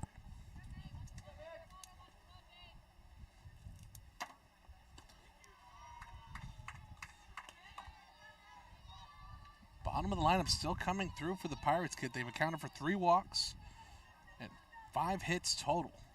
From Hernandez to Fields, only 2 outs combined between the 4. They've absolutely done their job to a T. Dunkelberg trying to continue that as the wind continues to gust across the diamond from first to third. A very warm day here in Central Texas. Temperature is just shy of 90 degrees. Maybe the warmest day we've seen this season. Oh, without a doubt.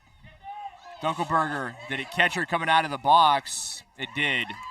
And she is called out.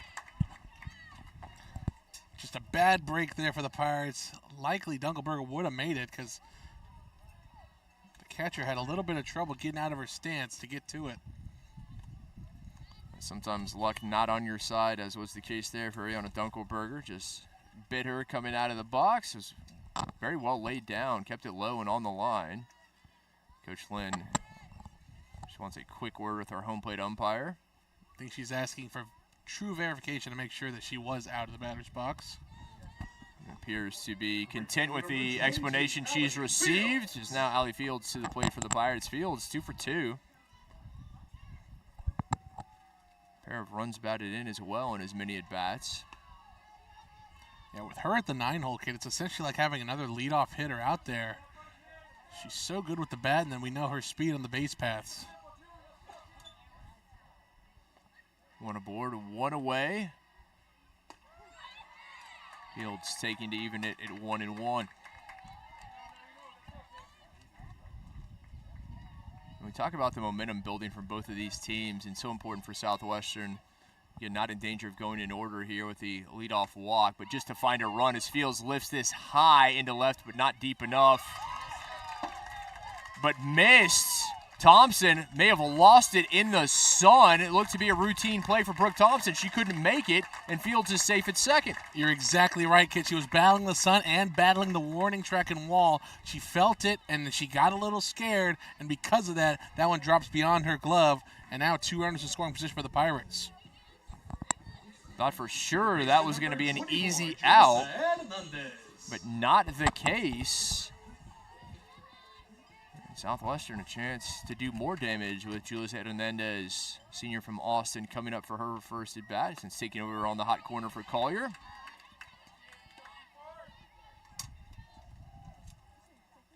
It's a big spot here. Yeah, you haven't had an at bat yet, but for Julissa, huge opportunity to put some runs across for her team. This is just her 15th at bat of the season, has a .214 average, a monster cut there for Hernandez for strike 1. Yeah, no kidding. She got her money's worth with that cut, kid. Man. Keep your head and keep your eye on the ball.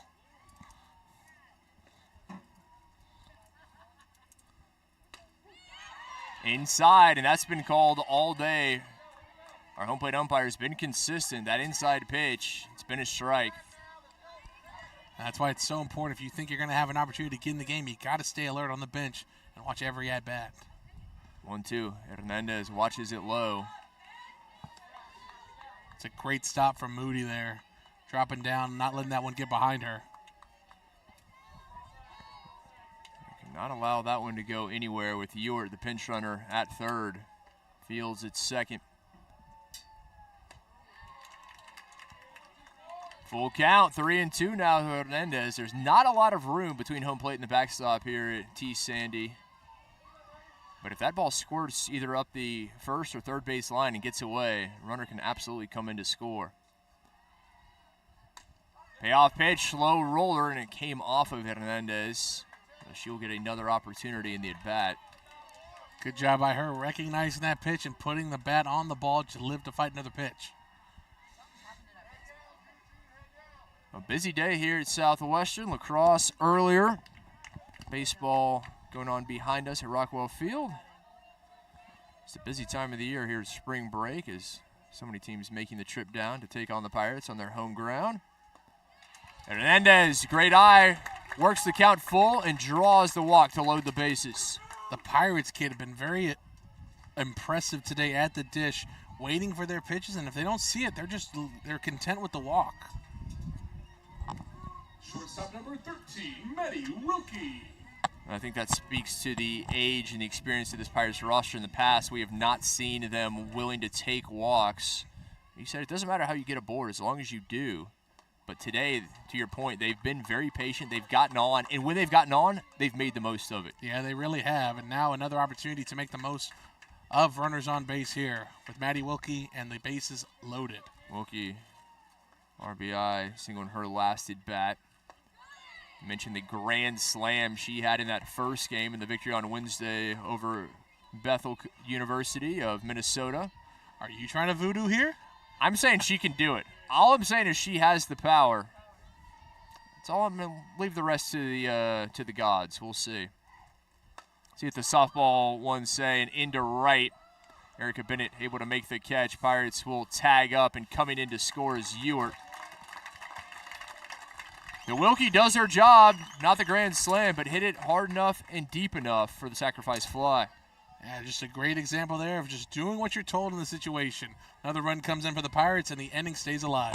14-6, Pirates back to an 8-run lead as Daniela Clark comes up with 2 away, and Pirates hit second and third. And to your point, TJ, that's another thing I've been very impressed with the Pirates, not just today but all season, not trying to do too much, taking what's given them, not trying to hit a home run every time they get to the plate. Clark past her counterpart. Pirates will bring Fields in. Another run coming in, and it will score. Hernandez pads the Pirates' lead. 2 runs will score, and Clark safe at first. Southwestern, as we saw earlier, back to a double-digit lead, 16-6, Pirates. And you said it, kid, not trying to do too much. Clark knows she doesn't have the most power, but she can put the ball in play, puts it right where the second baseman couldn't get it, and drives in 2.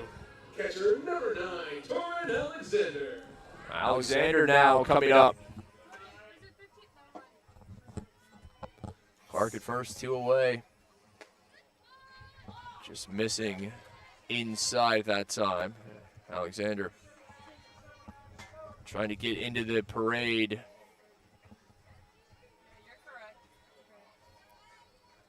Alexander's 4th at bat, batted twice back in the 3rd. When the Pirates exploded for 9 runs in the bottom of the inning, but they've kept it up. We talked about that, not having a let off here. They plated 3 more in the 4th. I can't tell you the last time I've seen the Pirates put a run up at least in every single inning. It's been impressive so far. Has indeed. 1 in the 1st, 3 in the 2nd, 9 in the 3rd, 3 more here in the 4th. You talk about keeping the pressure on your opponents.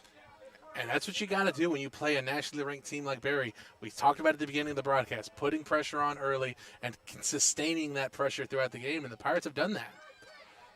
Alexander just a piece of it as it goes to 2 balls and 2 strikes. This is a Barry team. They wanted to take the next step. They fell last year in the regional round. Division III National Championship, the World Series, will be held this year in Salem, Virginia at the end of June. You heading out there again? I should say the end of May, the beginning of June. I will be there. Nice. Underneath the glove, Modesto just didn't get it down. The third baseman seemingly had an eye on the base runners instead of the ball. She zigged before she zagged there, kid. And got to put the glove down. It's the first thing they teach you in Little League. And right there, trying to get the out and get her team back in the dugout, and she's not able to do so. Well, Pirates continuing things as they will be a pinch runner for the catcher Alexander, and that's going to be Emery Bell, the sophomore out of Leander. Emery Bell. Bell, another local product. As Duarte comes back to the plate. Pitcher number 20, Sophie Duarte. TJ, we've spoken so much about Sophia, how she's improved in the circle, but give her credit. She's improved at the plate immensely. I mean, she is a huge offensive force now in her junior year. Yeah, I think a lot of those earlier years, she was just putting too much pressure on herself to get the job done. She knew how good she was in high school, and it doesn't always translate as fast at the collegiate level. Took her a few years to really get going. She was obviously focusing on both pitching and hitting. It's not easy to do, but now in her junior year, both are working really well for her, and she's a dangerous threat in the pitcher circle and in the batter's box. Dare we call her the Pirates' Shohei Ohtani? I guess we can, yeah. That'd be a great comparison. I was going to say, very few have the ability to do what she can do in the circle and at the plate.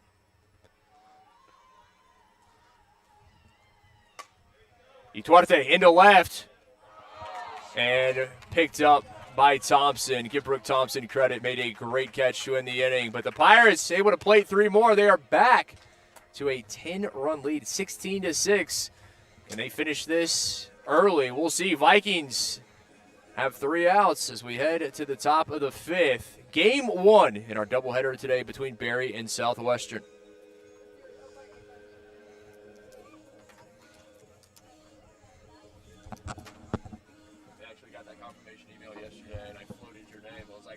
Somebody, if you need someone, I appreciate it. They got that one lady again? Yeah, they've got her, and she does the Pro League, and she's nice. It makes sense. I mean, like, she's a former coach, former player. Yeah, I get it, and that's what you want for that. So, I mean, because I'm not lending credibility to the broadcast, so we need her. Tara's in third. Okay. and then everyone re-entered that way. Gotcha. Looks like they're going to have a pitch hitter number 12, too.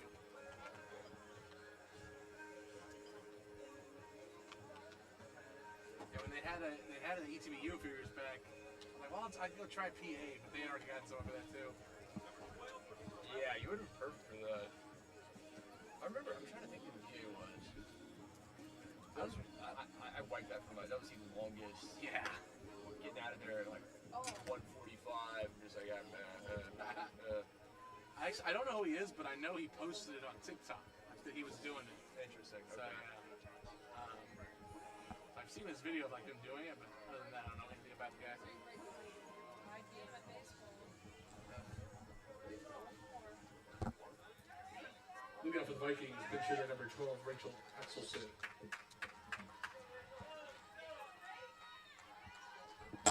It'll be 7, 8, and 9 due up as we have a pinch hitter leading things off for the Vikings, Rachel Axelson. Axelson, the freshman out of Brookhaven, Georgia. First time we have seen Axelson today in the game. Has some pressure on her shoulders, but thus far, just her 4th at bat of the season, has 2 hits in the previous 3. Pirates need to play for outs here. Big lead, get outs. Axelson will drop this one foul as Fields giving chase, but to no avail. Fair Archibald having taken over for Hernandez on the hot corner for the Pirates. And you said it. I mean, at this point, Southwestern 10-run lead, up 16-6. Play for outs, play smart, stay within yourself. Yeah, don't have to do too much. Don't have to be a hero here. Don't need any diving catches in the outfield. Just keep the ball in front of you. Axelson unable to find that, and it's 1-2. Sophia hasn't used the changeup all too much today, but when she has, it's been effective. And right there, Axelson coming off the bench, way out in front of it. Axelson chases it low. The throw to first. And that is just the 2nd strikeout in the game for Duarte. Changeup, drop ball on that one. She goes changeup, then drop ball, should I say. And that one right there, tough pitch to hit. Third baseman number 14, Latifah Modesto. Latifah Modesto, the third baseman, comes up as 1 for 2. Singled to center in her last at bat. Put it perfectly in front of Dunkelberger.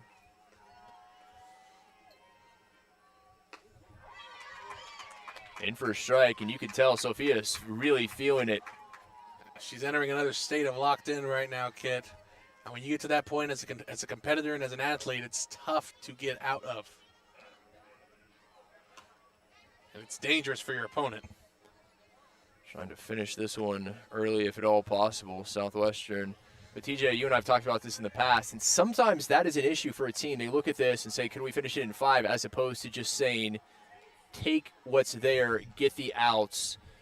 When you're trying to maybe get that run rule victory, maybe trying to do a little too much. Fields coming forward, wisely done. Fields able to get the throw in time. What a play, Allie Fields. Let it take a hop, didn't try to make the dive, but she is so fast, came up with it, and the throw to first in time for out number 2. Kit, we've seen her do that multiple times this year. Hasn't always worked out, but a big spot there. We know how strong her arm is, and a great example of it. Oh, Fields getting it done defensively and at the plate. And the pitcher And Rapalo now due up. She's 1 for 1. To your point, kid, earlier, you were saying, yeah, whether it's 7 innings or 5 innings, you're just not even thinking about it. Don't look at the scoreboard. Just do your job and then let the result happen. A man by the name of Nick Saban would say something similar. He won a few football games, as I recall. Only a few, yeah. 1 or 2. Developed some great coaches in his day. You're right about that. A coaching tree with very long limbs and deep roots. Duarte low as it goes 2-1. And just focus on the process, the task at hand, the next pitch, nothing further. The wind now shifting, blowing out to dead center. Over to short. Wilkie across. 6-3 as the Vikings go in order, and the Pirates take game 1, a run rule victory, 16-6 over the 5th-ranked team in the country.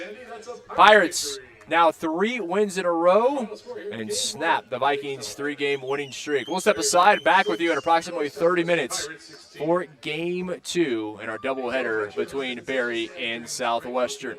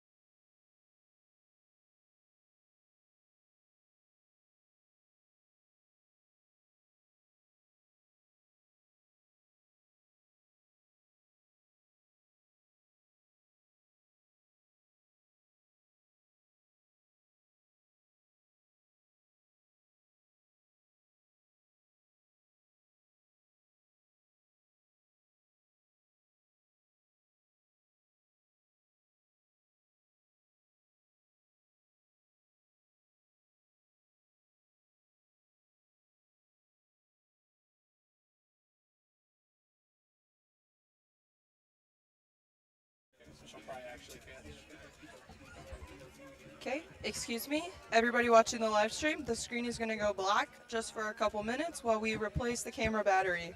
Thank you.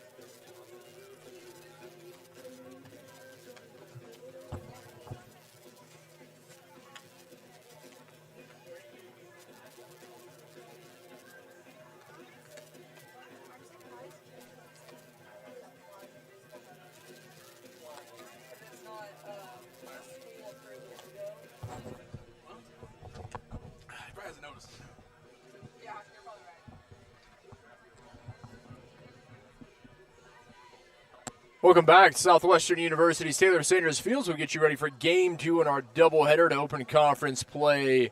Pirates' first game as members of the Southern Athletic Association, and what a first game it was. They took it 16-6 in 5 innings over the 5th-ranked team in the country, the Berry College Vikings. Southwestern looking to take 2 today as we get game number 2 underway. Madeline Heyer gets the start in the circle for the Pirates. Does the junior righty out of Willis, Texas. Her first opponent will be Ava Fouts, a designated player. The top half of the order and the first 7 in the Berry batting order, in fact, stayed the same. It'll be Fouts, Ellie Bennett, and Lauren Cothern, 1, 2, and 3 for the Vikings. Again, glad to have you with us wherever you may be joining us from. A very warm welcome alongside the man, the myth, the legend, TJ Vela. I'm Kit McConico. Pirates, so impressive in that first game, really got things going, and they continued with the momentum. It's been an issue for them in the past. We'll see some spurts, a good inning here and there, but it was a full 5-inning performance. Now we'll see if they can follow it up here in Game 2. Fouts underneath it. Out to left. Cadence Garza is there for the first out. Here's the defensive alignment for the Pirates. Madeline Heyer in the circle. Emery Bell is her catcher. The infield, Macy Gilman remains at first. Daniela Clark at second. Maddie Wilkie at short. Callie Collier back at third. We've already seen Garza in left, Dunkelberger in the center, and Allie Fields in right. Ellie Bennett, center fielder, at the plate. Leads this team in batting average coming into today, and a quick strike 1 to Bennett. Yeah, to your point, Kit, for the Pirates here, forget what happened in Game 1. It's like nothing happened at all. Now you're just focused on Game 2 and getting another victory for your squad here in conference. Trying to move to 2-0 before the final game in this series tomorrow. That'll be at 11 a.m. Central Time. Heyer on the season, a record of 2-4, 57 innings pitched. He's given up 84 hits, 43 runs, 35 of those earned. Has struck out 21, walked 16, a 3.77 ERA, and a batters averaging 3.05 against the junior. She actually started out the year as the Game 1 ace, Kit, in a lot of those series that the Pirates were going through early on, but Sophie Duarte, like we mentioned in Game 1 earlier, has really excelled in all the starts she got, so she gets the Game 1 nod, but Madeline Heyer just as good in Game 2. Bennett, the senior from Bowling Green, Kentucky. Did not record a base hit. Had a sacrifice fly to bring in a run back in the 4th, but the team will lead her in batting average. They certainly want to get her more involved. Over to second, Clark. 4-3, it's 2 away. And for a team that had 10 hits in the game and for their leader, Bennett, not to get hit, it's just very surprising, Kid. It is indeed, and we certainly saw they could swing the sticks 1 through 9, but Bennett still looking for her first hit as the first baseman, Lauren Cothern, comes to the plate. Cothern, the senior from Sugar Hill, Georgia. And contrary to popular conception, not the home of the Sugar Hill gang. Sends this one into left. Garza's there, 3 up, 3 down. Go the Vikings in their first at bat. Heyer and the Pirates do their job. Now we'll see if they can get themselves an early lead here in Game 2. They come to bat for the first time. You said you're not funny. Look at you cracking good jokes like that.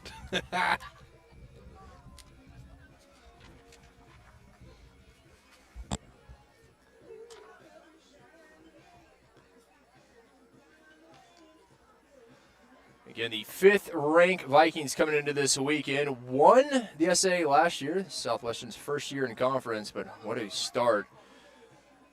It'll be J.J. Sweat who gets the start, the 5'6" freshman righty out of Dallas, Georgia. Sweat on this season, a record of 8-1 in her first year as a collegiate player, 54 innings pitched.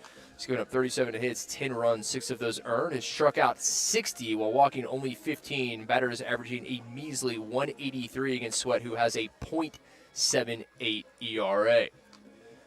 Pirates are going to keep things the same, at least in the top half of the order. Callie Collier, third baseman, will lead it off. He'll be followed by the shortstop, Maddie Wilkie, and the second baseman, Daniela Clark.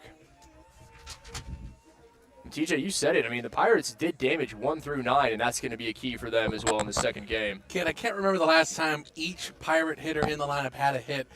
Each one did that, and look what happens. We get a big dub. If we can do that again, expect the similar thing, hopefully a similar result here in Game 2.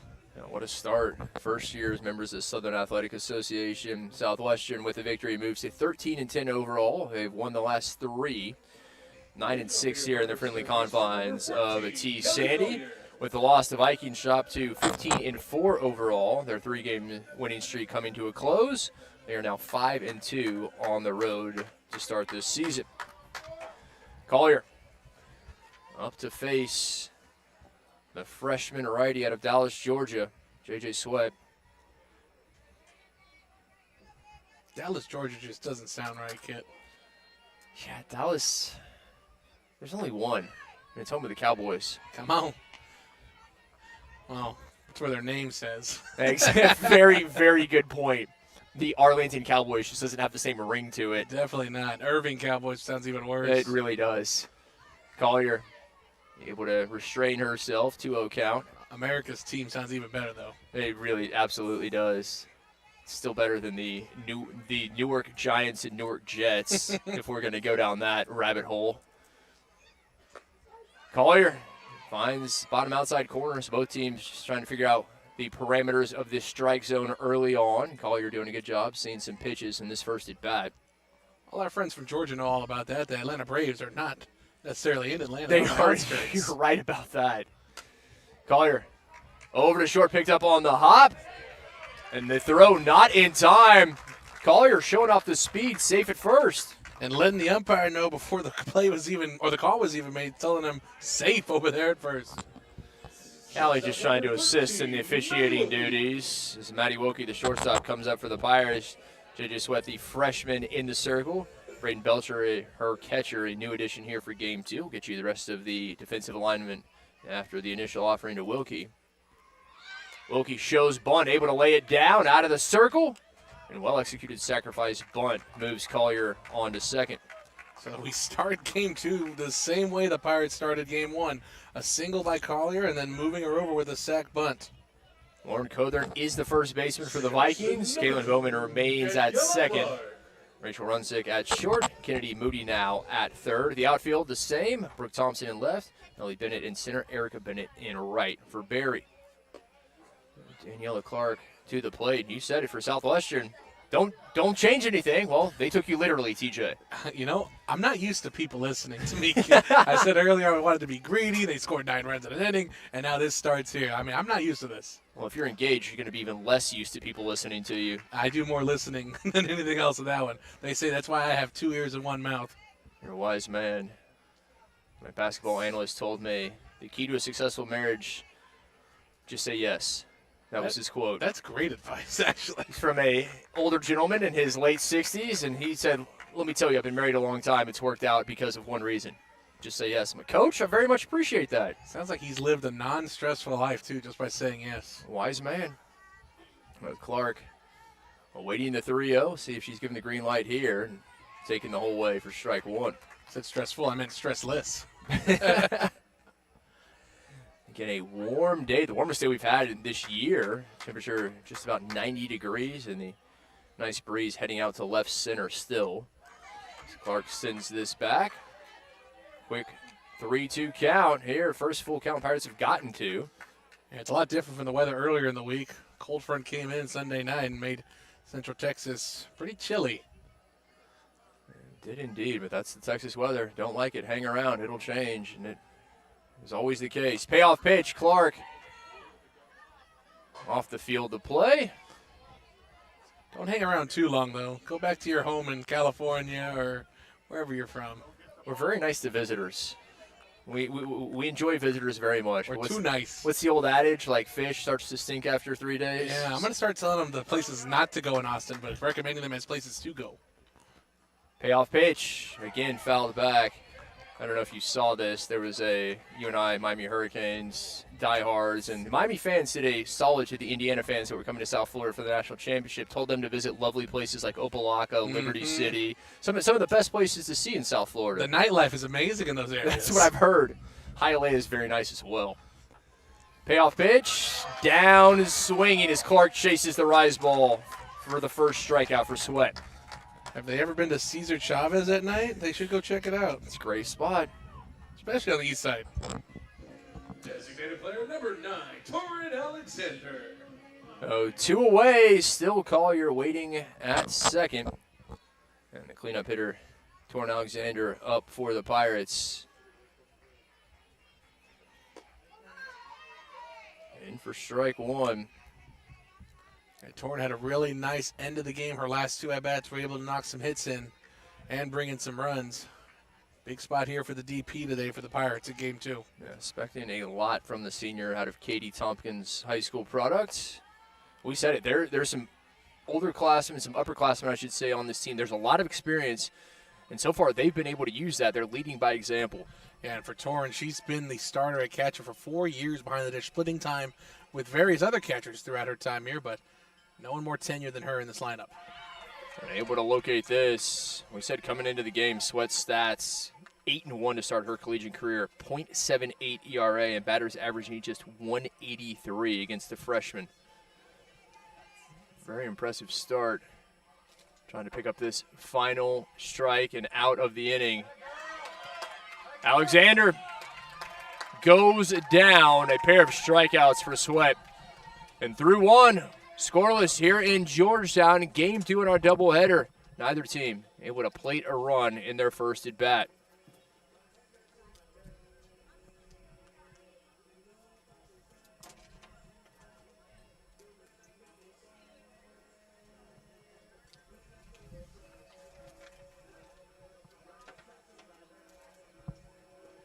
Take this opportunity to thank our corporate sponsors, Don Hewitt Chevrolet and Buick, Airmark Food and Facility Services, Frost Bank.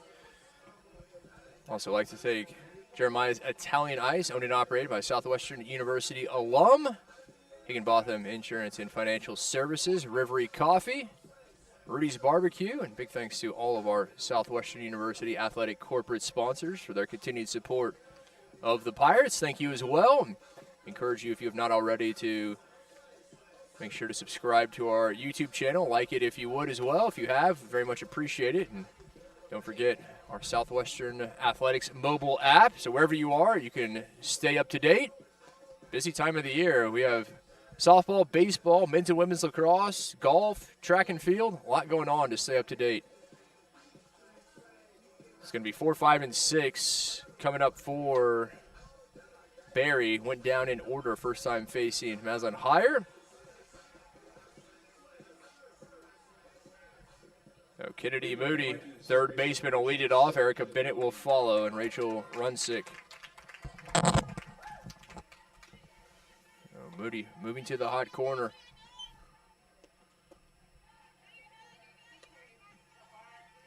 Moody, the sophomore, out of Port St. Lucie, Florida. That's South Florida, isn't it? It is.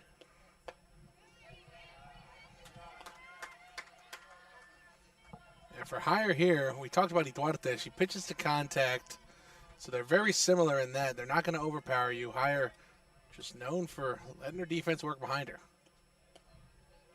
Just missing high. 2 very different pitchers. You have Higher, as you said, pitching to contact. Sweat, you can tell she's a power pitcher, wants to go at batters, pick up the strikeout. She relies heavily on her rise ball, Sweat does, and got 2 strikeouts because of it in that last inning. Moody watches it outside, walks, and the leadoff batter heads to first for the Vikings here in the top of the second. So already the Viking batters being a little more patient at the plate. We saw them be super aggressive in Game 1 earlier, Kitten. For the first time in a long time, a walk to a Viking. It'll bring the right fielder Erica Bennett to the plate. Bennett, the sophomore from Marietta. Patience may well be the key for both these teams in this game. Seeing pitches, and we're going to see assistant coach Karen Cruz and fifth-year head coach Alexis Lynn are coming out. Coach Cruz wants to have a word with Higher, and it'll be Coach Lynn having a word with the infield. You got to use the timeout. Might as well use it to talk to everyone. So take 2 coaches out there and knock 2 birds out with 1 stone. Well said. If you're going to do it, take advantage. You don't typically see 2 coaches go out there, but for the Pirates, it's been their MO all year. Coach Lynn likes to talk to the defense. Cruz likes to talk to the pitchers. I think it's just because Coach Cruz has such a good relationship with all of her pitchers. Okay, and we remind you we'll have the third and final game of this series. First pitch, 11 a.m. Central Time tomorrow here at Taylor Sanders Field. Come join us if you're in the vicinity. If you're in Georgia, stay home. It's a long way. If you could do that in a little less than 24 hours, impressive. I respect it. If you do come, bring some Waffle House from the original locations. They may not be able to bring you any Chick-fil-A tomorrow. Well, that's why they're leaving tonight, Fair enough. Well said. You always think things through. especially when it comes to food. Up and into Bennett. Yeah, if you're going down in order, Vikings first time facing higher, we'll see. They can get something going. They've already improved upon it with a leadoff walk of Moody at first. 3-0, and all of a sudden Higher having trouble locating the zone. 7 straight balls from Higher. Just uncharacteristic of her. Walked Moody on 4 pitches, in danger of doing the same to Bennett.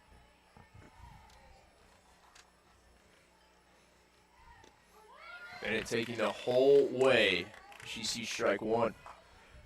Hadn't seen a strike yet, and make her throw to you. You saw it in the first inning. It's a fly out, ground out, and fly out. And so far today, here in the top of the second, haven't swung the bat yet. Blown in, ball 4. So the first 2 batters, Hire's thrown 1 strike in 9 pitches here to start the second inning.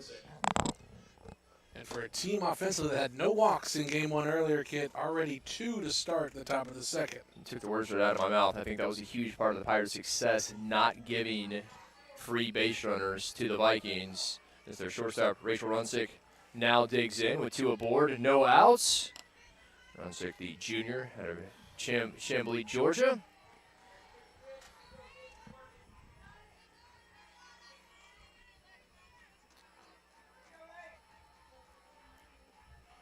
And all of a sudden, you're starting to hear noise emitting from that Vikings dugout as Runsick underneath this, not deep enough, into left.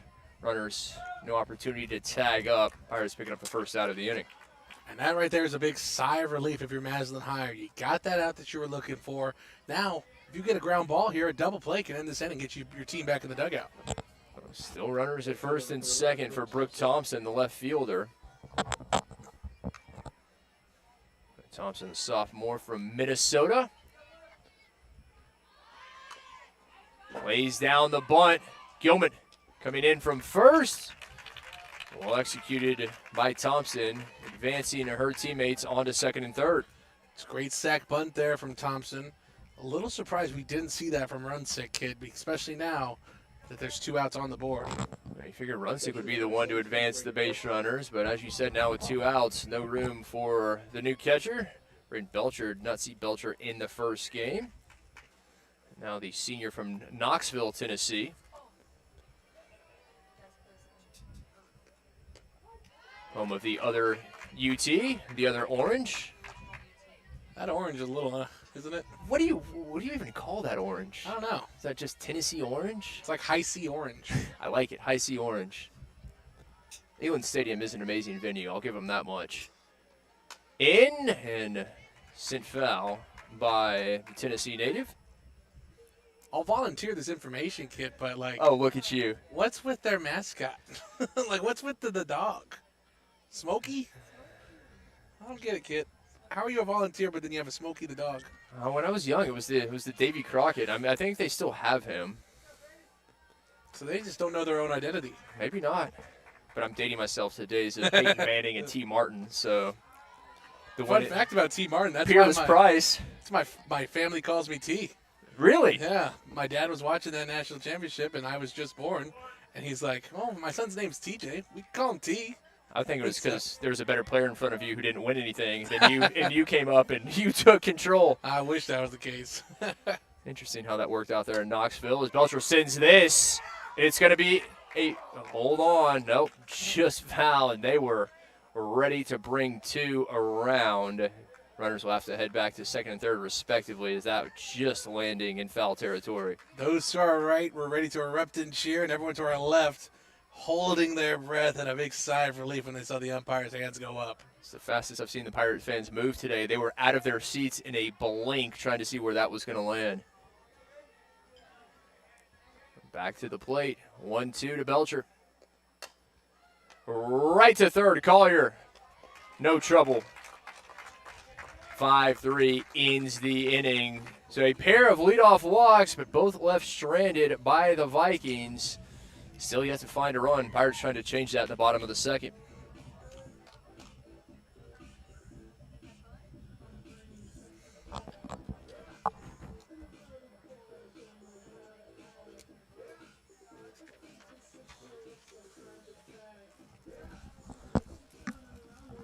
Is that what they call that? Icy orange? We didn't have enough money for real orange.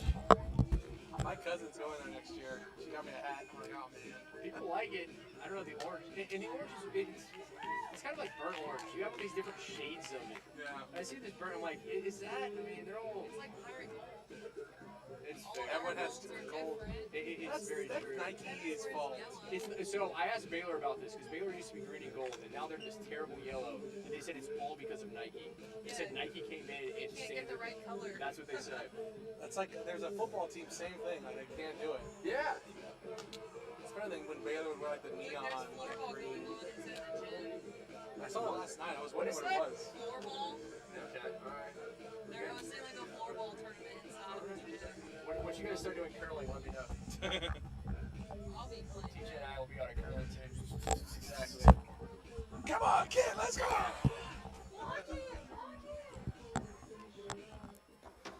Still scoreless as we head to the bottom of the second. Game 2 in our doubleheader between the Pirates and the Vikings. Pirates, very impressive in Game 1. Took it 16-6 in 5 innings. That is the most runs that the Pirates have plated in a game this season. They did it against the 5th-ranked team in the country.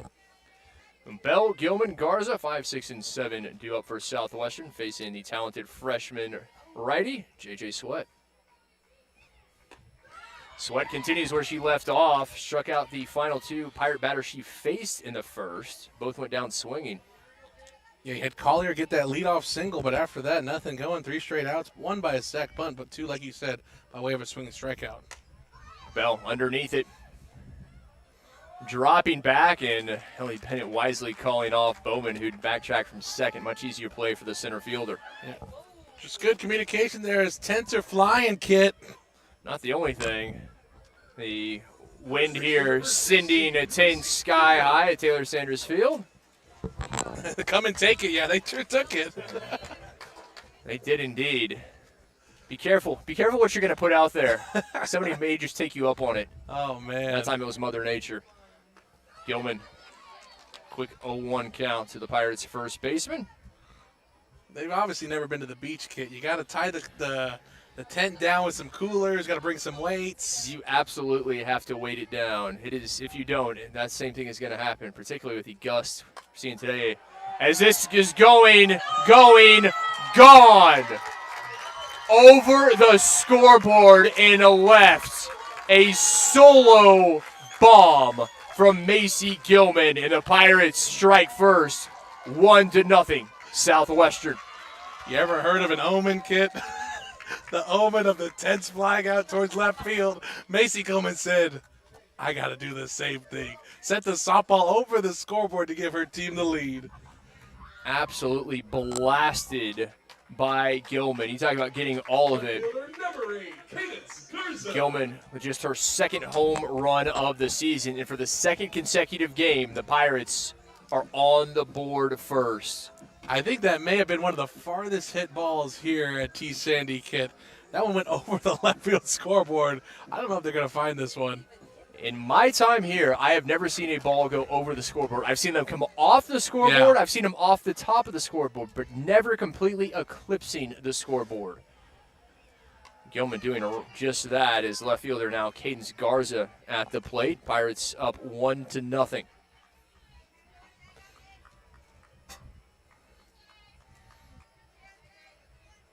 That's what the Pirates needed, just to show the team, hey, Sweat's a good pitcher, but we can attack her. And so Gilman doing a great job there as that one apparently drops in for a strike. And we'll call that strike 2, and we'll move on as the count goes to 0-2. Say allegedly. I don't know.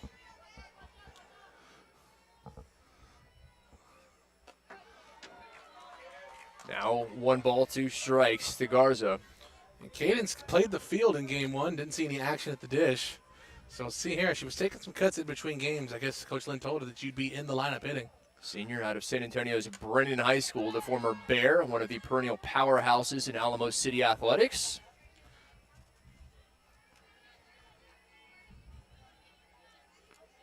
And Garza back in. Dunkelberger, her fellow Alamo City native, waiting on deck.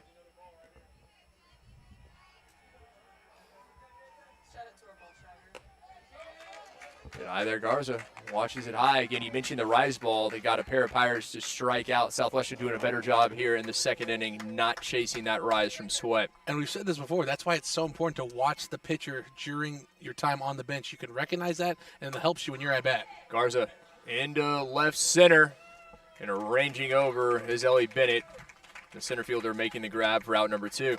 Great communication out there in the outfield so far from Bennett. She's called off 2 of her teammates to make plays out there. 2-away. Ariana Dunkelberger, Pirates center fielder, steps up. Trying to keep this inning going with the bottom of the order represented by Fields, who's waiting on deck. Dunkelberger taking for strike 1.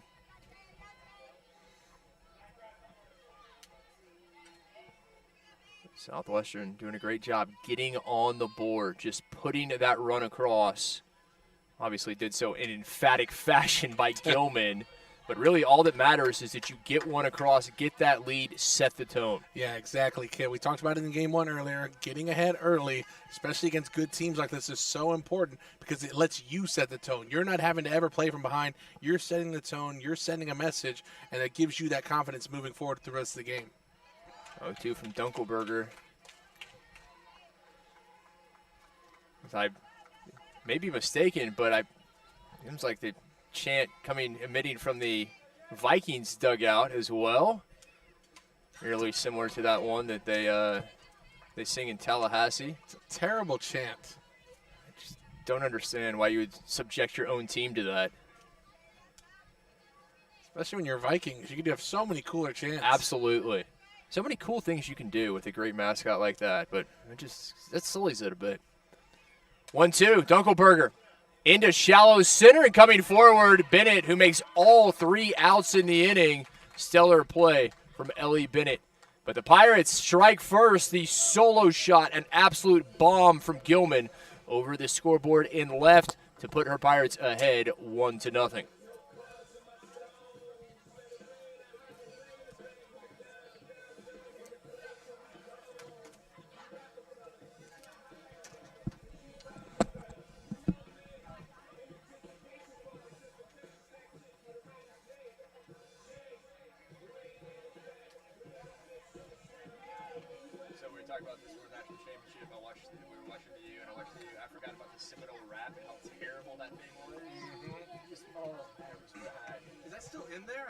Taken out. It was the one I watched. It was in there. It was in there? It was in there. I watched it online and it says deleted scene. I watched, and it was just, oh, this is bad. Yeah. This is really bad. With Dion. Yep. Dion with the Jerry girl.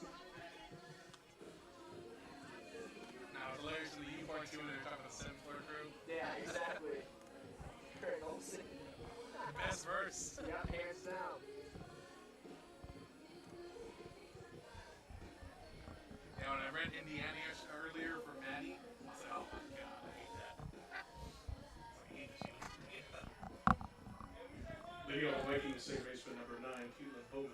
Top of the third, Pirates on top, 1-0, courtesy of Macy Gilman, and it's going to be 9-1-2 to up for the Vikings of Berry College. Second baseman, Keelan Bowman, the lone Viking yet to face Maslin Higher here in Game 2. And that's exactly what Hyatt needed right there to start this at-bat. A strike on the inside, let yourself settle in. You don't want to have something happen like giving up 2 walks like we saw in the top of the second. Bowman watches it low to even the count. Does the 5'2" junior righty out of Cleveland, Georgia. Comes into this series a .294 average. So Georgia just takes a bunch of other cities' names and throws them in their own state?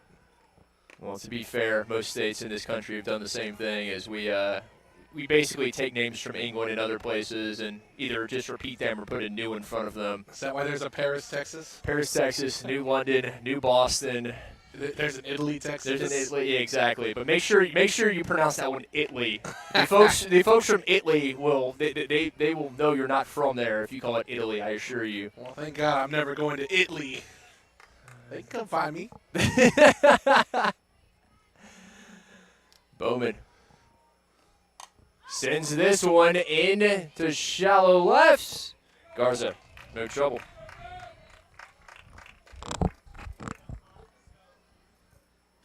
Back to the top of the order with one away. Designated player Ava Fouts. Fouts 0-1 flight out to the left in her first at bat. In fact, Fouts, Bennett, Cothern all went down in order their first time facing higher as a 1-2-3 first inning.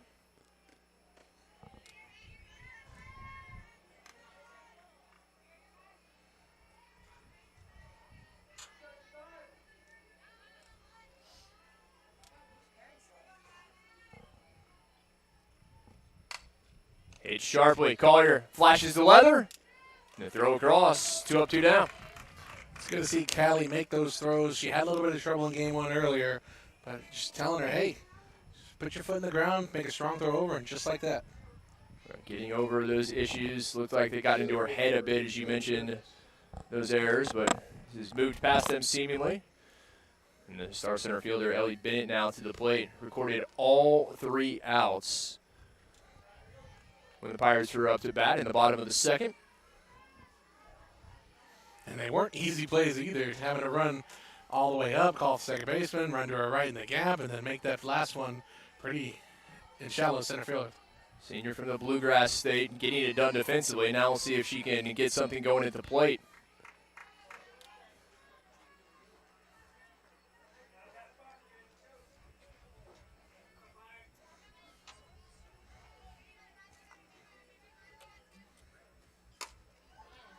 Hammers that one by Clark at second. And it's going to be a 2-out single for Bennett and the Vikings. First hit of the game there for the Vikings. Hard hit through the hole. I mean, that's just a great piece of hitting there if you're Bennett. If you're Heiser, if you're Maslin higher here, don't let it compound. Yeah, just keep it to 1. Keep them off the scoreboard as the first baseman, Lauren Cothern, comes up. Flight out to left in her first at bat. That ended the first inning.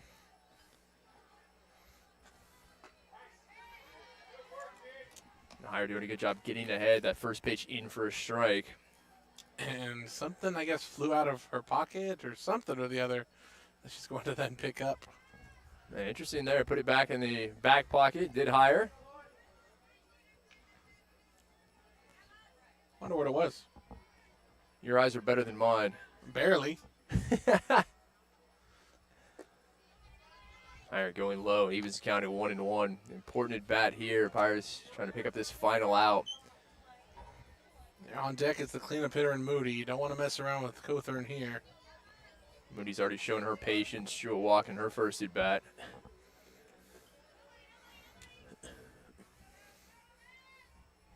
Well, throw to first, but Bennett not strain far from the bag. Yeah, very tight early in this one. See, Hire knows what's at stake. Doesn't want to make a mistake in this at bat. Hit hard, but foul. The count now even 2 balls and 2 strikes to Cothern.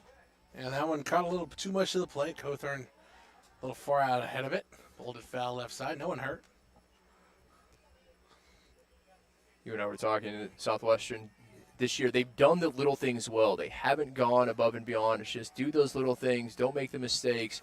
And in situations like this is of paramount importance. And doing the little things well is easy when you trust your teammates. And right now, I think in this 2026 campaign, there's a lot of trust out there. Into left and into the glove of Cadence Garza. Still 1-0 Pirates. Vikings leave one stranded, but unable to find a run as of yet. Pirates looking to find a bit of insurance when they come up in the bottom of the third.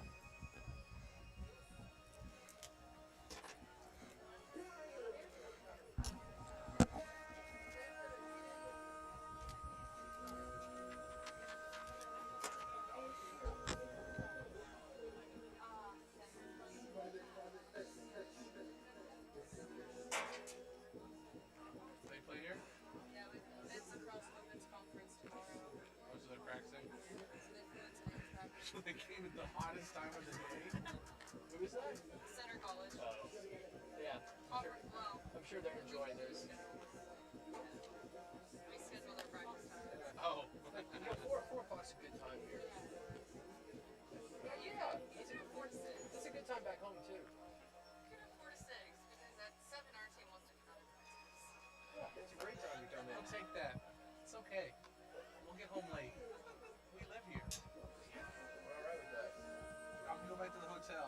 Cool down. I think they have a pool.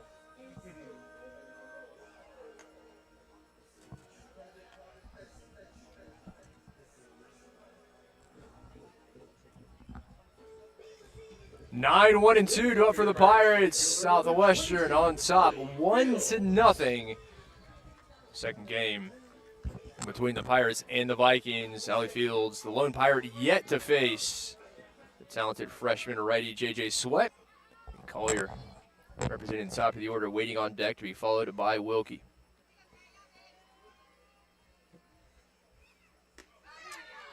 Strike one to Fields. That's a great pitch from Sweat, a slider. Looks like a fastball out of her hands on the outside corner, but then the tail movement at the end goes outside. Fields no chance to hit that one. Fields so impressive in the first game. And she is hit by the pitch here. It comes off the knuckles and will head to first. The Pirates, for the second consecutive inning, putting someone aboard. I don't know that Gilman was aboard. She rounded the bases with that absolute blast. But now Southwestern, they had a leadoff runner in Collier back in the first. Couldn't do anything with it. They have one again here with Fields in the third. And now top lineup up, no outs. A free runner on first due to the hit by pitch. Big spot here for the Pirates. Let's see if they want to play small ball. Collier, 1-for-1, singled in her first at bat. And Coach Lynn generally likes to move base runners aboard, particularly you would imagine in this situation with no outs. But I think just given Collier's ability to hit the ball today especially, she wants her to swing away. Collier has gotten on base every time she's come to the plate. 4 hits and a walk in 5 at-bats. Fields takes off, safely in for Fields. No mistake there. She continues to steal bases. She is now 11 of 12 in stolen bases this season. I can't tell you the last time a Pirate has had over 10 stolen bases in a season, Kit. It is refreshing to see some speed out there. Allie Fields certainly can do it. The former Hutto Hippo. Hippos are fast in water. Very fast. Like, you don't want to get into the water with a hippo. You're done for. They are also the most dangerous animal in Africa by numbers of people killed. You're scaring me right now that you know. Why do you know that? I'm telling you, man. You never know what you're going to get on one of these broadcasts. More than lions, more than any other animal. Aren't there like a ton of hippos like in South America because El Chapo brought them or something? Pablo Escobar, Pablo Escobar, in that's what it Colombia was, brought yeah, some. Colombia. So there's been a proliferation of hippos in Colombia. They have not spread as far as I know to other countries, but there's some in Colombia. Yes, you're correct. Collier down swinging. Sweat picks up her third strikeout. You never know what you're going to hear from us. Never know. The Colombian hippos. Shortstop number 13, Manny Wilkie. So one away. Fields took the opportunity. Fields now at second with the stolen base after being hit by the pitch. One away, one aboard, and Maddie Wilkie up. Sacrifice bunt in her first at bat. If you're Wilkie here, you're thinking anything to the right. You want to try and move Fields over. There's a big hole up the middle, too.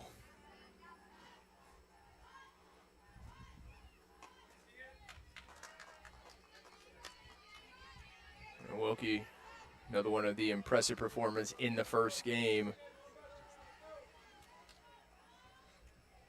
Let's see what she's tasked with doing here, the junior.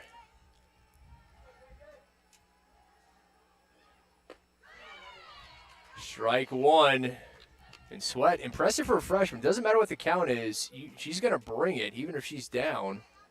Doesn't seem easily phased. And that's just trusting your abilities, trusting the experience you've had before, and relying on it. And Sweat's doing a good job of that.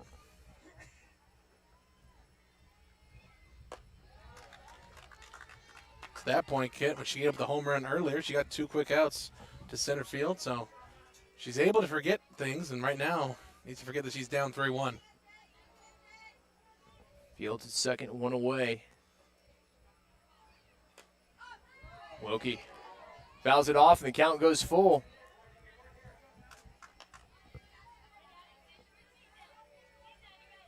Got to win this at bat here if you're Wilkie any way you can. Get on base by way of a walk, error, hit. We don't care. Just got to win this at bat.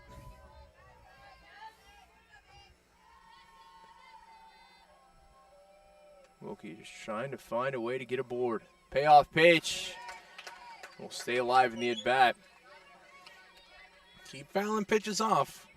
We saw it in game one earlier, multiple at-bats where we got to the 3-2 count. The Pirates were able to fight pitches off, extend the at-bat, fatigue the pitcher, and it worked out in their favor. TJ, this is that patience that we mentioned that the Pirates have lacked at times in previous seasons. Wilkie off the hands, and that's going to drop, picked up.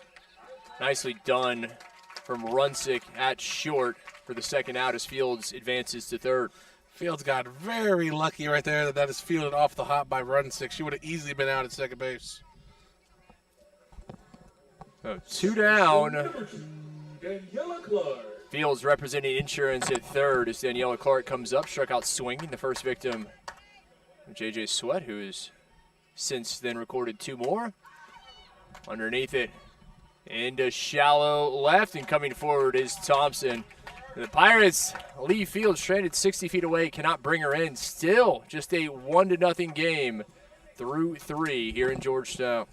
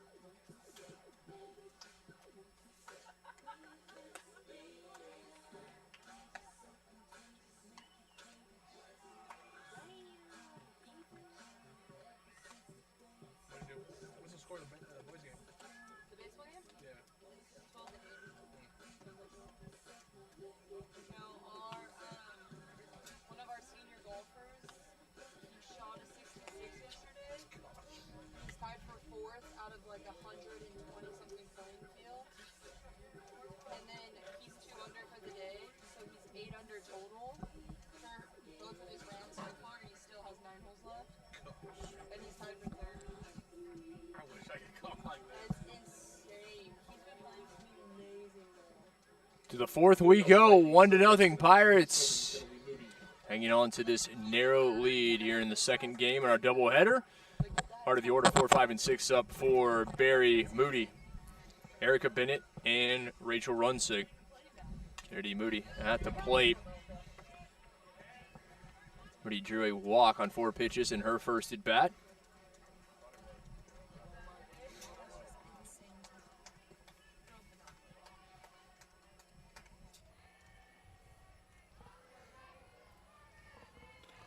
Both pitchers letting the defense work behind them. Not many strikeouts in this game and not many hits either. Only 3 hits combined. 1 hit for the Vikings, 2 for the Pirates. The big highlight just being that Macy Gilman solo shot. And that's the difference right now, 1-0 ball game, and that speaks to the fact that one swing of the bat can change this as well. Intense here in the second game after the Pirates exploded for 16 runs, a season high in the first game. 16-6, they took that victory in 5, handing the Vikings just their 4th loss of the season.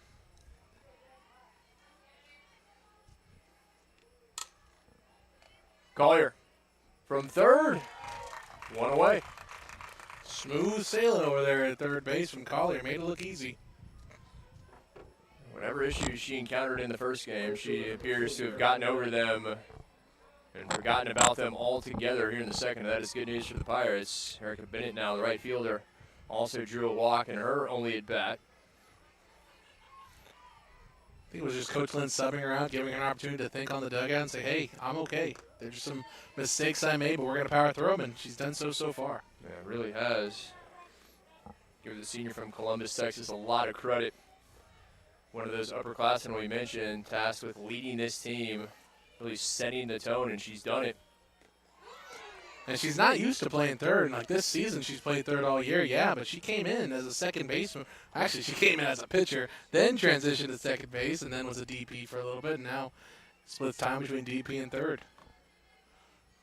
As you said, you never know how your collegiate career is going to go. You have this idea when you set foot on campus, and very rarely does it actually live up to that idea in your mind. Yeah, I came in asking Coach to be a running back. Please tell me you're kidding. And he said, son, you run a 5.2 40. What are you talking about? He said, you can be in front of the running back. Okay, Coach, that sounds good to me. And there's what all-world offensive lineman T.J. Bell ended up doing with his Pirate career, paving the way. Well, it's like Jason Kelsey. He came in truly as a running back. And then they moved him to offensive line. They said, you're a little too big fella. Worked out pretty well for you. Good decision by the coach. It's a 3-1 late signal, but called strike 2, and Bennett was ready to head to first. Yeah, I'm surprised she didn't throw the bat already. She was about ready to go over there. Now a full count to Erica Bennett.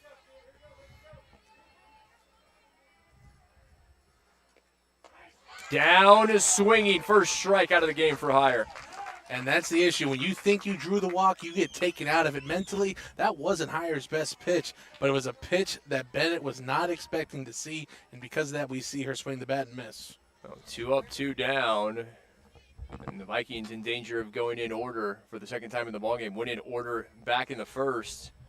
We will see a pinch hitter, I believe, in place of Runsick in the 6th hole. We will indeed. It's going to be Ryan Henderson. Henderson, the 5'8" sophomore out of Madison, Georgia. First time we've seen Henderson today. Henderson, just 9th at bat of the season, has 1 hit thus far in the previous 8. But if you're Coach Mills here, you want to see what can work. Only 1 hit so far today from highly powered offense. Sometimes you just got to switch things up, give someone a chance on the bench. Could it be Henderson gets something going here? Off the end of the bat, Clark. Oh, it came off the lip of the glove. Tried to make a diving grab. Couldn't, and Henderson is safe with 2 outs at first. We've talked about it before. A game of inches, and right there, the Vikings get a break. As it looks like Runsick's going to come back in and run.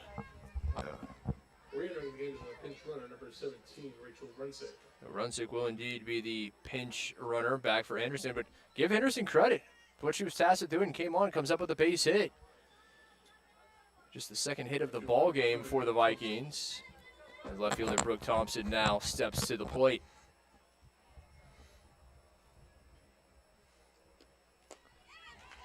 I don't like to give credit to anyone that's on black and gold kit. Fair enough. It was a good hit, but I don't like to Says give credit. the Natalie attired man next to me. If you were not here, I mean, that is enough reason to come just to see what TJ is going to wear. You know, I thought about it as the runner takes off. I thought about it, but y'all were saying, like, oh, what's TJ going to wear, all this stuff. I was like, well, conference, might as well do something. I'm telling you, people tune into Family Feud, not for the show, to see what Steve Harvey's wearing. It's the same reason people come. They want to see what TJ Vela is going to wear. Whatever it is, it's going to be on the catwalks in Milan and Paris the next season, I'm sure. I don't know. I snuck up on Coach Bailey earlier, and he was a little jump scared. Like, I don't know what's going on. Who's this guy? If I dress like this at basketball, I would get a technical foul. Probably flagrant. Oh, yeah. 2-1 into center. Dunkelberger there for the Pirates. Barry able to collect the hit, but unable to turn it into anything. Still 1-0 Pirates. Very different here in Game 2 than what we saw in Game 1, where we had a combined 22 runs. And that was just in 4.5 innings. But it's all about the pitching here thus far in Game 2.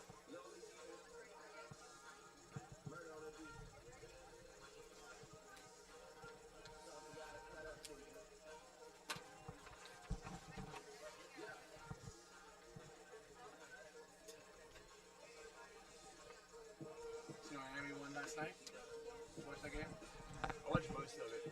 Yeah, I do. I never know how they're going to be. Sometimes I think they're going to be great. Sometimes it's just they have Didn't know how they're going to do with their new head coach, first-year coach, young That's guy. it. I just couldn't believe they gave them the late game against Mizzou in St. Louis, and now they're giving them an early noon game tomorrow. Yeah. So what are we doing? Well, the late game against Mizzou and St. Louis, I was like, they wanted Mizzou to win that. Yeah, exactly.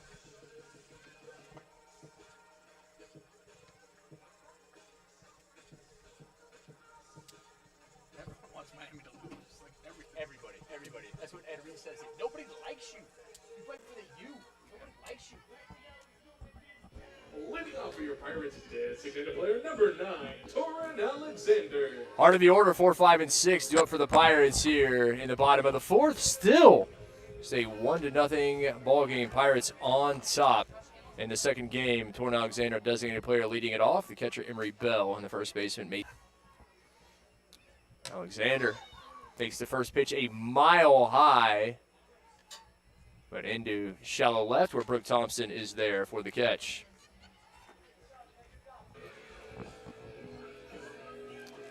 So after Fields was hit by a pitch to lead off the third, the last 4 Pirates that have stepped to the plate have all gone down in order.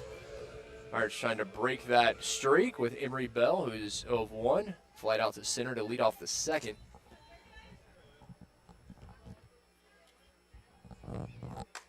Bell jumping on the first pitch into center.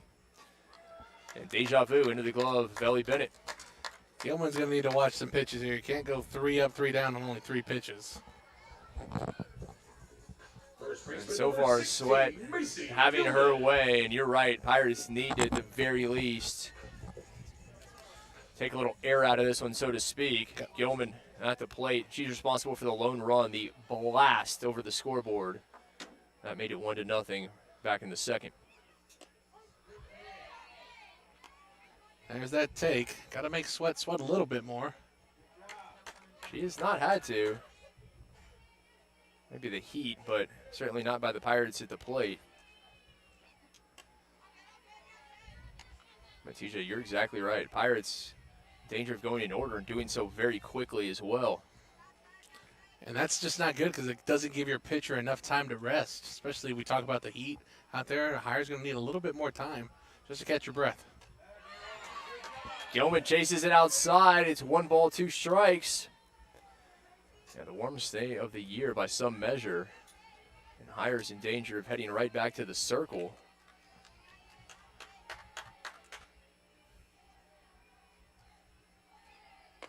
And well, as Gilman goes down, 3 up, 3 down, Sweat does her work in the circle for the Vikings. Now Southwestern back to the field defensively much quicker than they would have liked.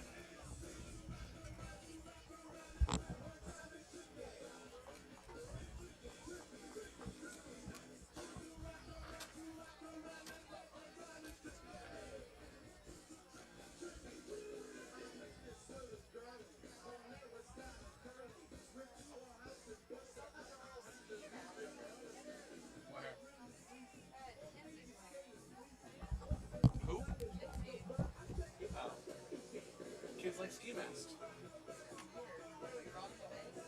Yeah, called shiesties. George Pickens made them popular this year again. The Cowboys. That one has ears. Okay. He doesn't have ears on his. I don't know. Like, Also very popular among soccer hooligans. I don't understand. they're what? They're cats. They're cats. That's See, they're shiesties. I'm still hip. I'm so hip. I've got it. I'm cool. I'm hip. Is that Trinity talking? That's weird. Y'all need to start wearing shiesties. Are we that team? Are we the weird team? Yes, they go on all fours and yell at, we're gonna have that reputation. We're going to have that That's reputation. what I said. All right, Mom. Yeah. Okay, Mom. Alexis Lynn, I hope you're listening to I don't want this. my children to go that. That's so bad. Leading off for the Vikings, catcher number 22, Braden Belcher. You can't have that rep. 8, 9, and 1 due up for the Vikings here. Top of the fifth, still 1-0. Macy Gilman's solo shot back in the second, the only run thus far from either team. A combined 4 hits, each side with 2. Belcher Bowman due up, both looking for their first hit in the ball game. Heyer has done a good job getting back to her game, just pitching to the strike zone. Hasn't given up any walks since that top of the second where she gave up 2 in a row. And both pitchers, Heyer for the Pirates, Sweat for the Vikings, have done their job. Beautiful pitch there. Heyer going inside. Able to find the corner.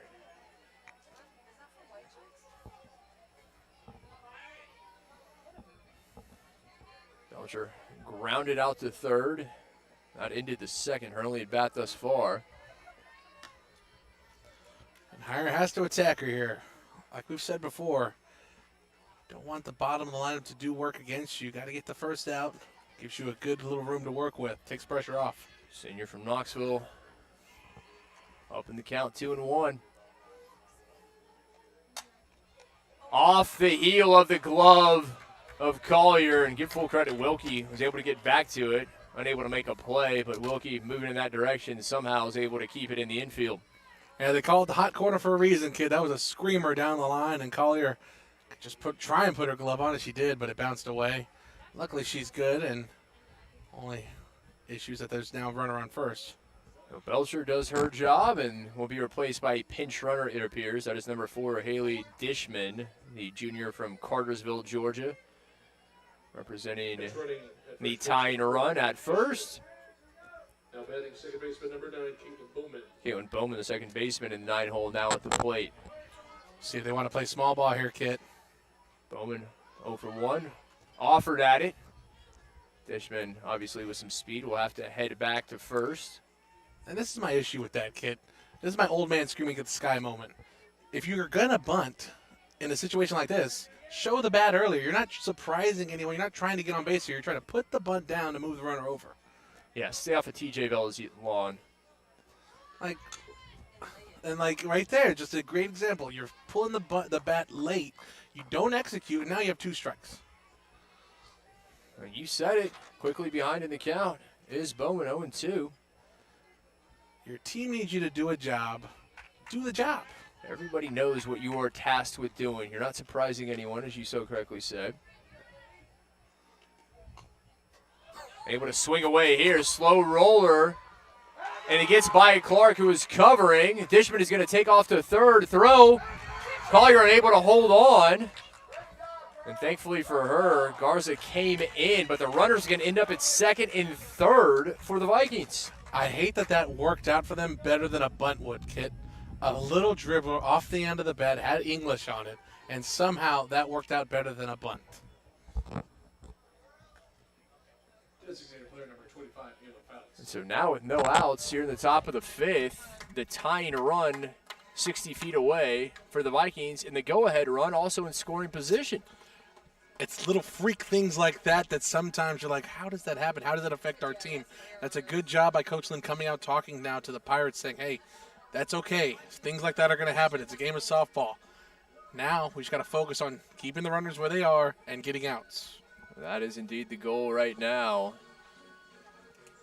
Keep the runners, pick up these outs, but it's back to the top of the order for the Vikings. Fouts at the plate.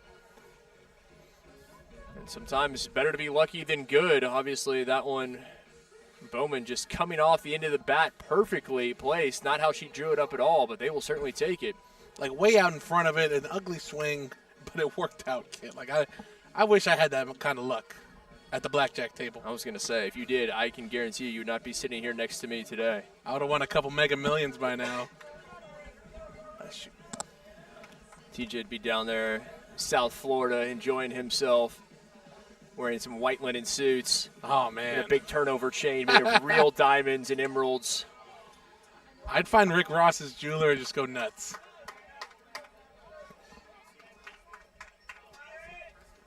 Fouts at the plate. Best opportunity the Vikings have had in the game. No outs. Runners at second and third. Fouts at the plate. Great job there by Heyer. Still attacking the strike zone, still trusting her defense to work behind her. They're going to check the runner at 3, go 1. Outfield, you're shooting 4 from the jump. Well, it's 0-2. You fly out and a ground out as this is foul. And behind 0-2. Great job here from Higher getting up in the count. And these Viking hitters, they've been early on higher all game. Typically, when you're early on a pitcher kit, you want to scoot up in the batter's box a little bit, give yourself a little less time to think there. But I haven't seen much adjustment from that. Fouls off the hands. Wilkie there for the first out. You got one. Sigh of relief. Now let's go get two more. One away. Runners still at second and third as center fielder Ellie Bennett, who again came into this series averaging a .448, a team best, slugging .603 and a .507 on base percentage to go along with 16 runs batted in. But she has not had a great series. In fact, her lone hit came in her previous at bat. Previous to that, she was 0 of 4 from the plate.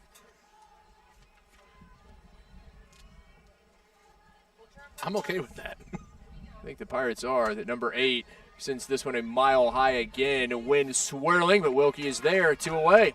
Yeah, the way the wind was blowing there, kid, I got a little worried who was going to field that one. There's going to be some issues. A great job by Wilkie taking charge and saying, hey, I got this one. As soon as that ball was hit, a huge gust came, and I, like you, was afraid that one may just drop. Wilkie had to beat on it the whole time and made a big catch. So now 2 down, first baseman Lauren Cothern at the plate. And Higher, after giving up a pair of hits to start the inning, has settled in. Could she make it 3 outs in a row and keep Vikings stranded at second and third? Coach Mills not liking that call, just voicing her displeasure with the home plate umpire. That's a fair ball. Hold on. I thought it went over the bag, and the Pirates may have dodged one there. Third time, I think just today, kid, that they've had a ball just go foul down the left side. Pirates getting very lucky right now. Very lucky indeed. That one, at least from my vantage point, looks like it went right over the bag. Home plate umpire disagreeing, and that is great for the Pirates. But no argument from the coach, so it must have been foul. Coach right there in the third base coach's box. 0-2 the count to Cothern. Good work from Bell there, smothering that behind the plate. Yeah, if she's not able to keep that one in front of her, that's a run scored.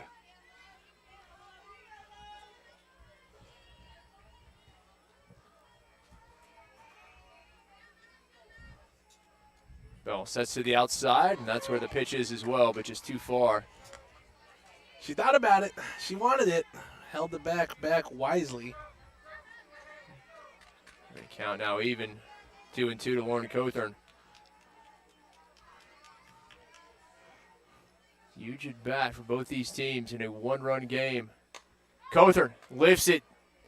It's going to stay in play, and Garza at the warning track makes the catch. The Vikings leave 2 stranded. It's still 1-0. Pirates hanging on to this narrow lead as they come up in the bottom of the 5th.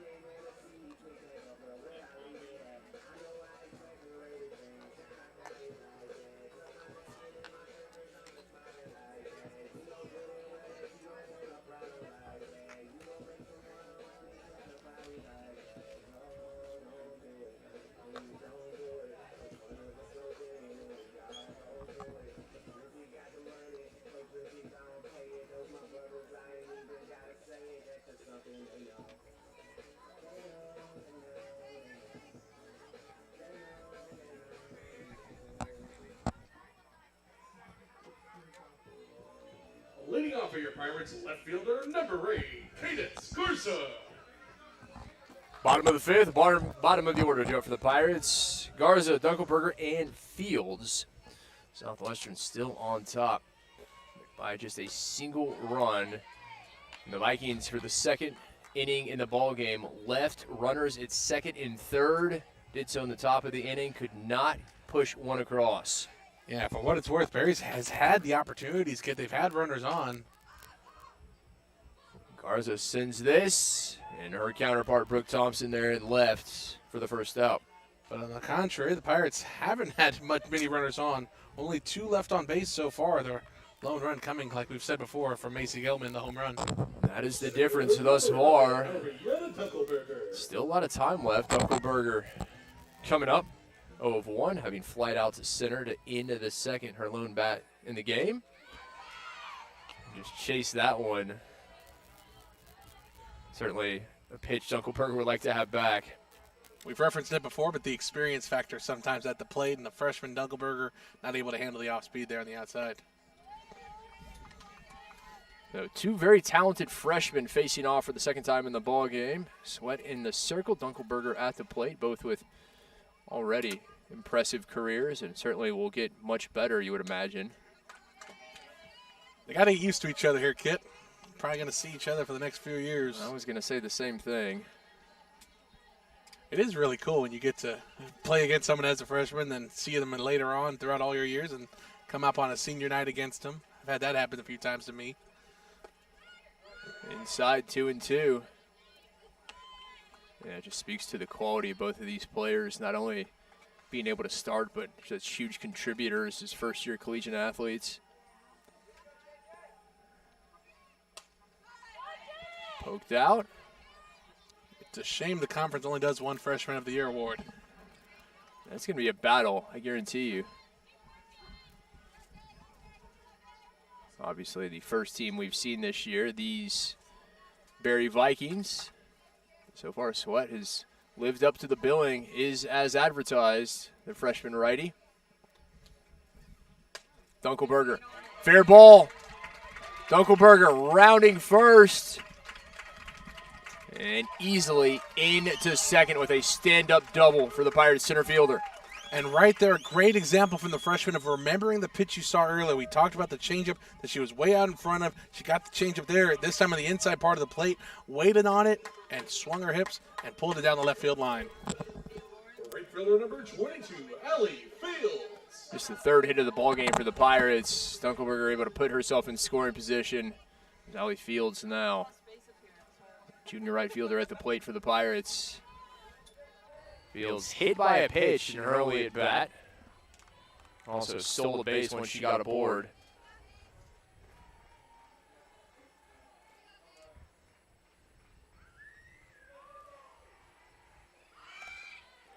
Fields offered at it. That's going to stay fair. What a job. That ball absolutely died. And Fields did a great job not touching it when she came out of the box.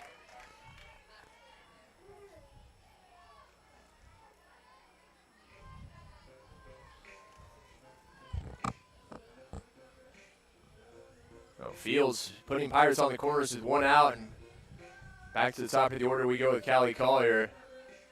But a absolutely fantastically executed bunt by Allie Fields.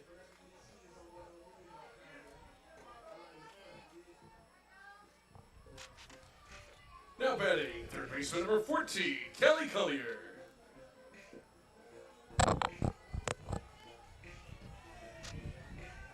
After Garza flied out to start the inning, a single from Dunkelberger, bunt single from Fields.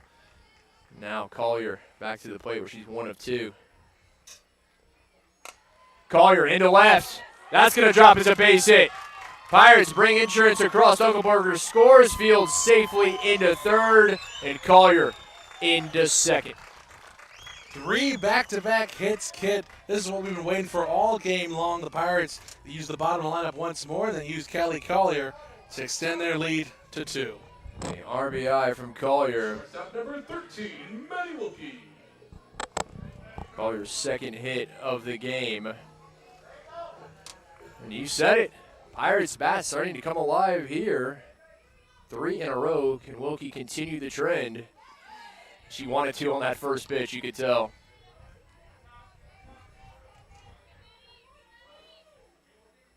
The fine line between being aggressive at the plate and not being overly aggressive, also staying patient, as it appears there's going to be movement in the visitors' bullpen. Megan Rapillo heading out there, saw her in that first game. She came on to replace Ava Faust, the Game 1 starter.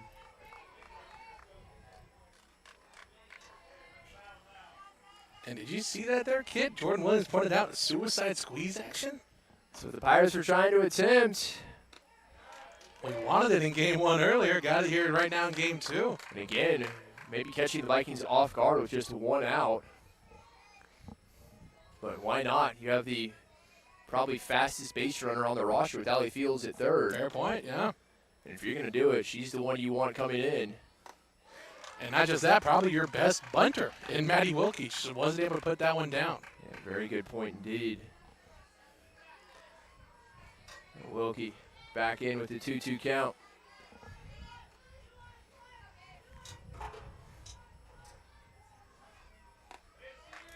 Now full count to Wilkie.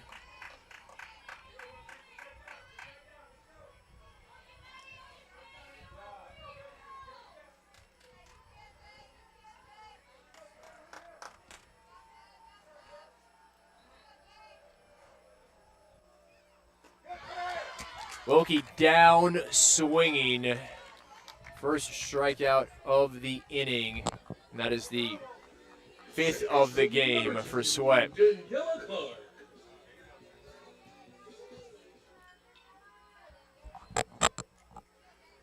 Now the pressure on the shoulders of the junior from San Antonio, Daniela Clark, who takes the first pitch sky high, but easily collected by Runsick. Is the Pirates able to find insurance? 2-0. Southwestern through 5. Pirates, a little bit of breathing room in Game 2.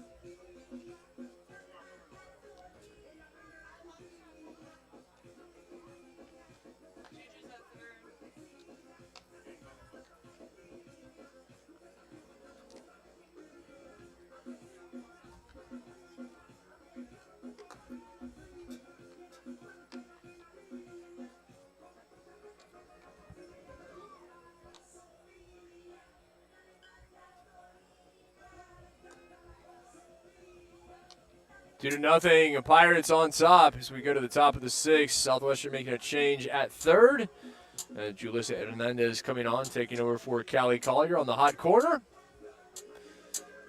4, 5, and 6, heart of the order due up for the Vikings of Berry College. Kennedy Moody, Erica Bennett, and Rachel Runsick due up.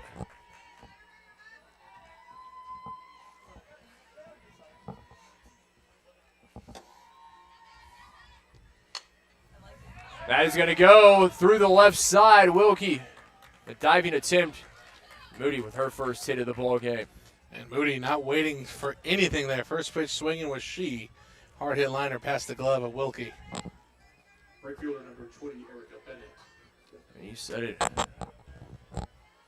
Moody knew what she wanted to do, wasted no time, and now Bennett at the plate representing the tie and run. A walk and a strikeout swinging. The Vikings had been a bit more patient the last 2 innings, but now all of a sudden they're getting back to what we saw earlier, where it's just swing away at first pitch. I mean, you're down 2 here. You got to stop being patient after a while and go back to what worked for you throughout this whole year. You don't want to lose yourself whenever you're down. And I think right now the Berry is finding out a lot about themselves. Dropped the first game 16-6 in 5 innings. Yeah, that's soul searching right there after you lost like that. Their biggest loss of the season, the Pirates' biggest win of the season, coming simultaneously. Called a strike there. 1-2 now to Erica Bennett.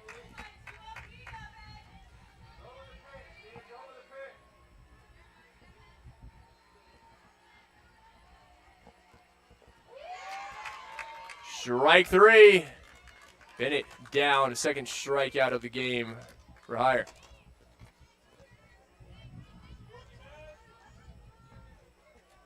Both those strikeouts coming at the expense of Erica Bennett. Rachel Runsick, 0 of 1, flied out to left in her only at bat.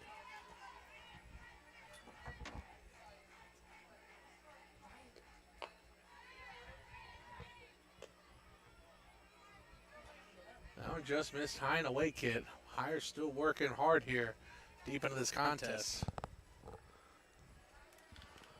Hire's done a great job from the very beginning. Retired the Vikings in order the first time they came to face her.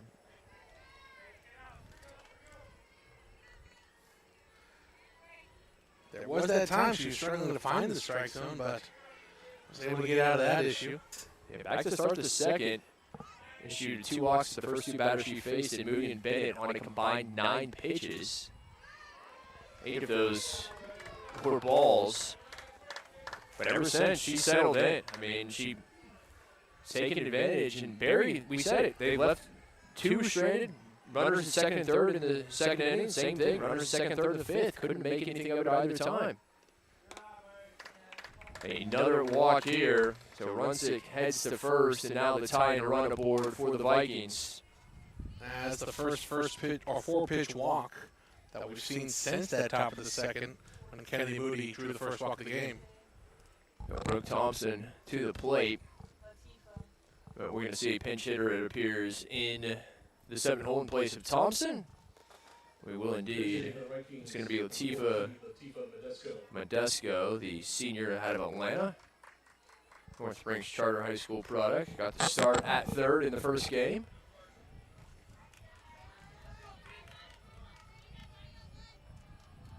Coach Lynn coming out before that first pitch wants to have a quick chat with Hire.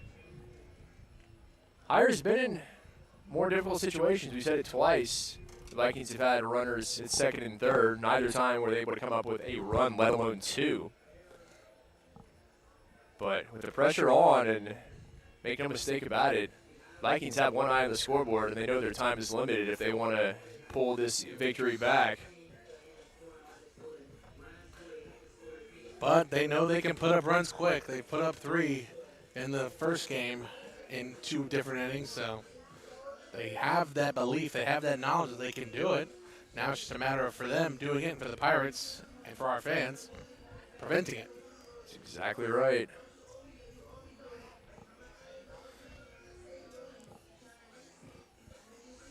Modesto at the plate. Just 1 out, runners at second and first.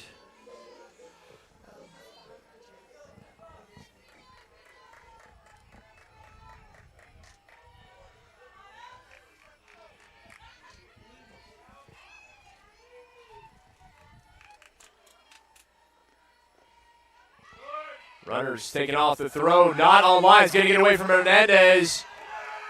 And the Vikings take advantage. Coming in to score is Moody, and it's a 1-run game, 2-1 Pirates. And that throw from Bell behind the plate actually hit the batter in the batter's box. That doesn't count as obstruction. Bell would have had to gone through the batter for obstruction to be called, but unfortunately for the Pirates, not the case. There's no communication with the batters there, with the runners on the base paths. So now the tying run 60 feet away for the Vikings, and the go-ahead run at the plate. How does Southwestern respond? We said it before, they do a much better job this season of dealing with adversity. Things that normally would have made them crumble in previous seasons, they're able to work through. Can they work through this? Just freak situations in both games have allowed Barry to score their first run of the game. And now looking to tie it here. Modesto underneath it, into dead center. Dunkelberger there, makes the catch. Runner will tag up and come in to score. And we are tied. Runsick makes it a 2-2 ball game.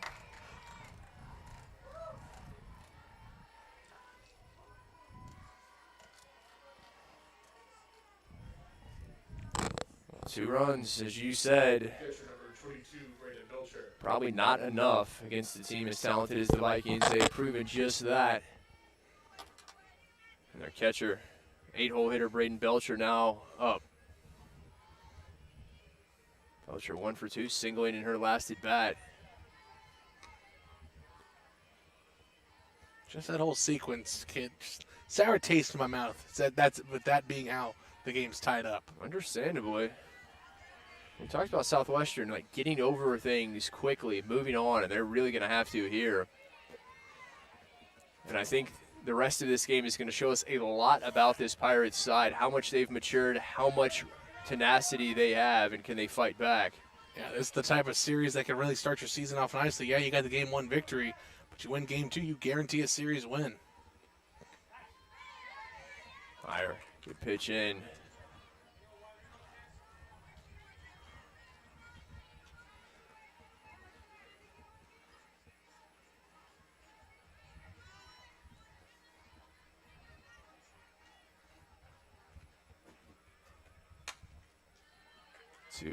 Two now. After that is a rocketed foul by Belcher.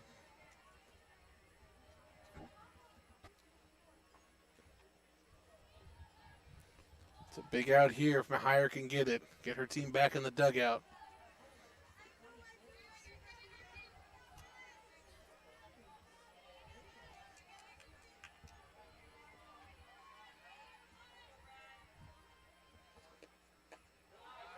It's going to be a full count now to Braden Belcher.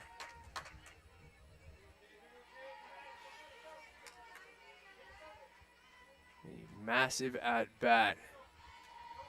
Meyer trying to get this final out, get back to the dugout. The 2-2 game. Well, not here. Belcher draws the walk and keeps the inning alive for the Vikings. And that's a big batter there because now you have the 9-hole due up. So no matter what happens, you're going to have to deal with the top lineup either later this inning or to start off the top of the 7th, which is not what you want if you're higher. We're going to see a pinch hitter in the 9-hole in place of Caitlin Bowman. It's going to be Kara Holland. Holland, the sophomore. Shooting for the Vikings, number 10, Kara Holland. Backworth, Georgia product. First time we've seen a Holland, and this is just Holland's second at-bat of the season. Does not have a hit thus far, and this is the 3rd appearance she's made this year.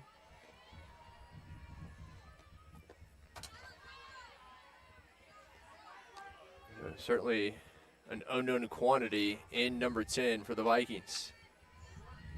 You had Henderson get her hit earlier. Very small sample size with her, too. Yeah, very good point indeed. Sent back, and dropping back is Wilkie. Makes the grab. But not before the Vikings push 2 across to tie things 2-2 here in our second game of the doubleheader. Pirates trying to respond and retake the lead when they come up in the bottom of the 6th.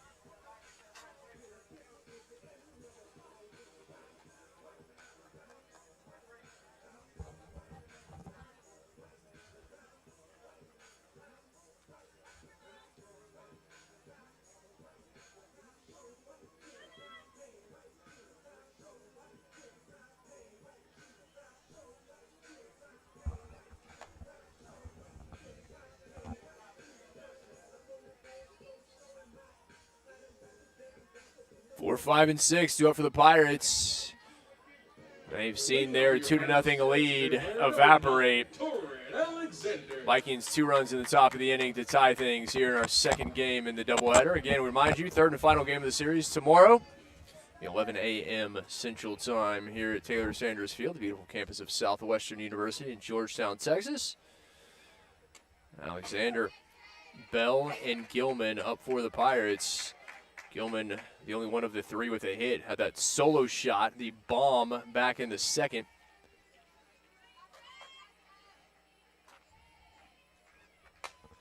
This is lifted. Alexander into foul territory. TJ, you just get the feeling this is a huge inning. That momentum's starting to turn over toward the Vikings side. Pirates need to get something. Yeah, they do, kid. It's the heart of their lineup. Alexander, Bell, Gilman. Some of the most consistent of hitters, but out of those three so far in game two, only one hit, and that is the home run by Gilman. So got to have something here. Alexander watches it low, 2-1 now.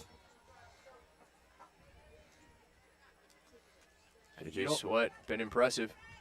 You don't want this game to get away if you're the Pirates. I mean, they were leading the whole time until that top of the sixth. Alexander into right center, ranging over Ellie Bennett. The center fielder makes a huge grab for out number one. Huge is an understatement there, kid. How in the world did she get there in time to get that hard hit liner in the gap? Oh, we've said it, Bennett. Very impressive, covers a ton of ground, also leads this team as the Kentucky native in batting average. Emery Bell now up. Emery Bell 0-2, a pair of flyouts, both to the glove of Bennett in center. That would have been huge. You would have had Alexander for sure on second base with some dangerous bats coming up. And TJ, to your previous point, this is the kind of game, if it gets away, you think the momentum that Barry has going into tomorrow, a rubber match. Winner take all game three. Bell, that'll bounce. And she has a one-out single. Yeah, this is a big game. I got a lot of bets on the line. One of them being if we win the series, we're changing the name of the song Georgia on My Mind to Georgetown on My Mind. I'm going to see your contract. I don't know that that's legally binding, but. And we bring Magic City over here. All right. Hey, you have more pull than I do. I need some wings, lemon pepper. Little lemon pepper? All yeah, right. come on. A lot of bets on the line here, kid. I can tell. Gilman, as we mentioned, they're responsible for that absolute bomb. Solo shot over the left field scoreboard. Back in the second. First baseman number 16, Macy Gilman. Couldn't follow it up, and she struck out swinging in the fourth.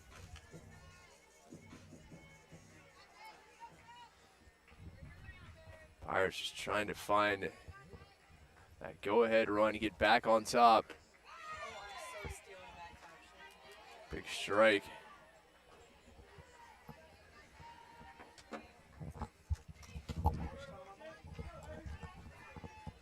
Garza waiting on deck for the Pirates.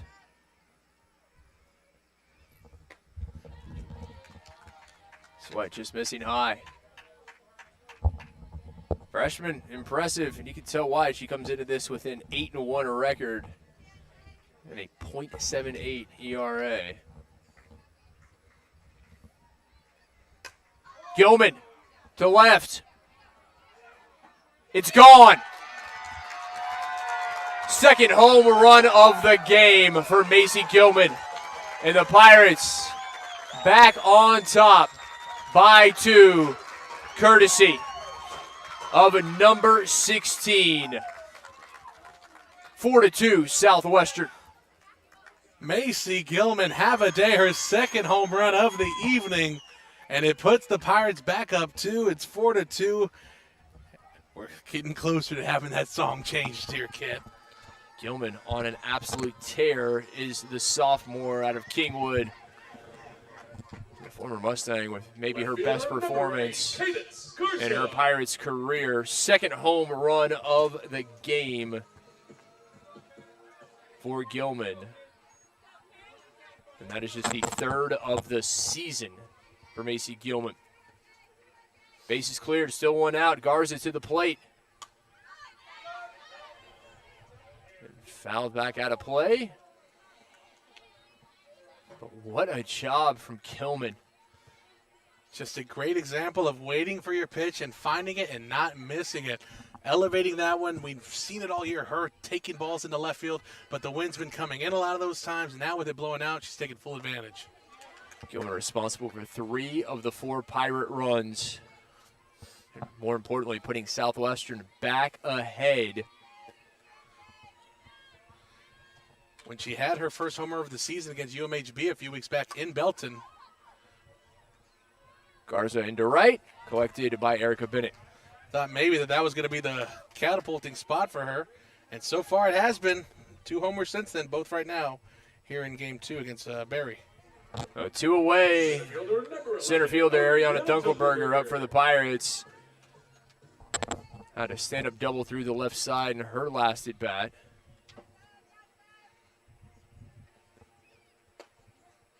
You talk about taking your team and putting them on your back. Yeah. That's what Macy Kilman has done today. Pulling a Greg Jennings there, putting the team on the back.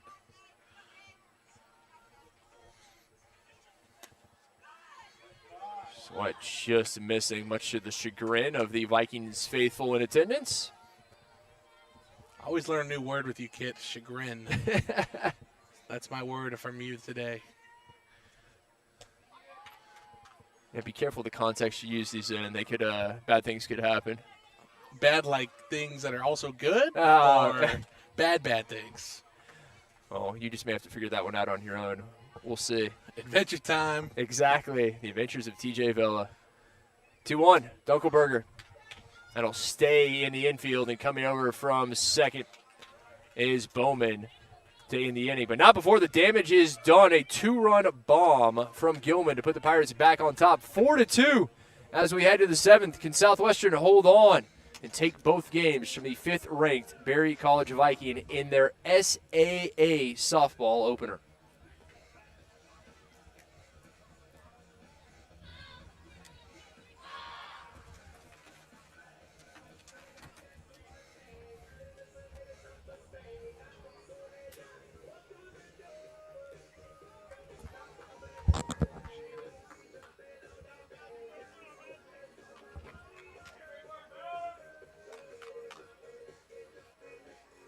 Again, we remind you, Game 3, final game in our series to open conference play. We'll be here tomorrow, 11 a.m. Central Time. We'll have it all for you. And again, if you have not already, we wholeheartedly encourage you to subscribe to and like our YouTube channel if you have. Thank you very much. Also, don't forget about the Southwestern University Athletics mobile app. Again, we know many of you have already downloaded that. And again, we sincerely thank you and your support, continued support of Southwestern University Athletics. Your attention, please. Now pitching for your Pirates, number 3, Jaden Wheeler. A new pitcher for the Pirates trying to finish things off is Jaden Wheeler. Wheeler, the junior righty out of Kirbyville, Texas. On the season, record of 3-2, 28 1/3 innings pitched. He's given up 34 hits, 16 runs, 15 of those earned. Walked 7, struck out 18. Batters averaging .283 against Wheeler, who has a 3.71 ERA.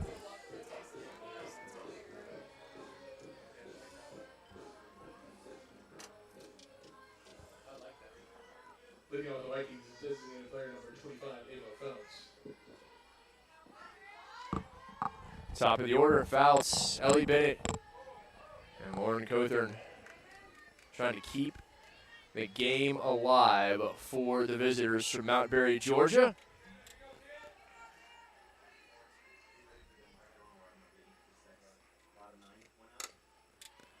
Chopped over the head of Wheeler, picked up by Clark.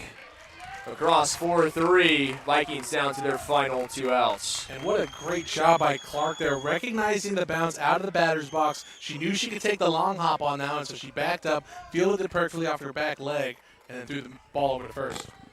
Brings Ellie Bennett up. Then it's just 1 of 3 in the game. And just 1 of 6 on the day. And Wheeler brings a different look compared to what they've seen so far, and he Duarte and higher today, kid. Wheeler, the faster pitcher out of those 3, so she's going to bring the fastball and try to blow it by him. Chopped over again, and Clark, unable to make the play, comes off the lip of her glove, and Bennett will be safe at first, and that'll bring the tying run up for the Vikings in the form of Lauren Cothern.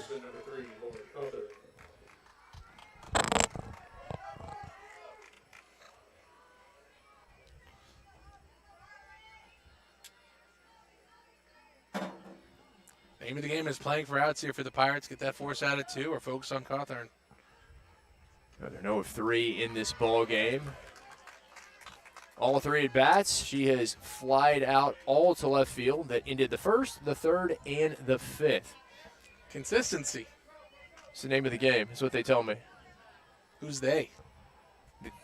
The royal we, the greater they. A higher power. There we go. In for a strike. 0-2 now.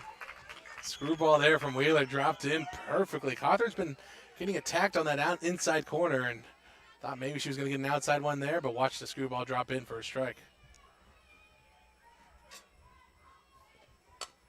Hit sharply, and that takes a hop by Wilkie. The tying run aboard for the Vikings. Sometimes you can't go to the well twice, and right there, Wheeler trying to go back to that screwball. Cawthorn ready for it. She gets her first hit of the afternoon. Third baseman number 27, Kennedy Moody.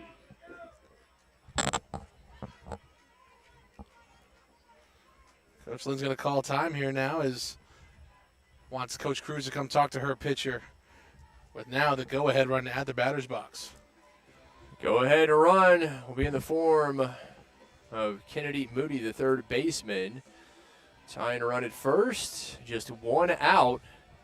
The visitors here in the top of the 7th, trailing 4-2 after dropping the first game 16-6 in 5 innings. And again, to repeat, that is the Pirates' biggest win of the season. It's the Vikings' biggest loss of the season. I can't remember the last time we scored 16 runs in a game, Kip. I was just thinking the same thing. I was going back through the Rolodex, and it is, well, as I age the Rolodex, it's a little shorter. That's what I'm saying. That? It's the age, man. I'm telling you, it shows itself at times. Just say files. Something like that. Go through my newspaper, the physical newspaper no. that I read. Do the crossword every morning. Got to check the sports scores that, I mean, you can find on your phone, but come on now. I get real-time updates on my phone, Something kid. about having that tactile newspaper. Oh, my gosh. Initial offering low and away. The pressure really on the shoulders of Wheeler now. In this situation, last top half, Kit, we saw the Vikings try and get aggressive on the base pass. That's when they stole, and then the throwing error led to some runs. See what they do here. Fouled off, 1-2 now to Moody. As Wheeler has come on here to start the 7th. Taking over for Mazan Higher through the first 6 innings. Was outstanding. Can Wheeler finish things off? Chased it outside. Nice pitch. You see Wheeler immediately pointing to Bell behind the plate. That's it. Rise ball there that Moody just could not lay off of. Beautiful communication, beautiful pitch. Moody now behind 1-2. Didn't chase it low. Count evens. Tried to come there with the drop ball. They're not able to locate it. Just a good eye from Moody.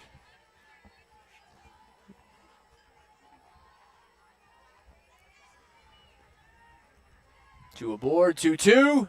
Moody. That's going to drop into right center. Miscommunication between Fields and Dunkelberger. 1 run is going to come in to score. The tying run now just 60 feet away for the Vikings. And again, it's just another example of not needing to go to the well twice. Same location as we saw on that swing and a miss on the outside pitch. And Moody didn't miss it this time. Hard hit liner into right field. Cuts the lead to 1. Right fielder number 20, Erica Bennett. Erica Bennett now. Bennett, a walk and a pair of strikeouts swinging. Her first time facing Wheeler, though. Still just 1 out. Pirates clinging to this 4-3 lead. The Vikings left runners at 2nd and 3rd. Back in the 2nd. Did the same in the 5th. Wheeler continuing to go low to no avail.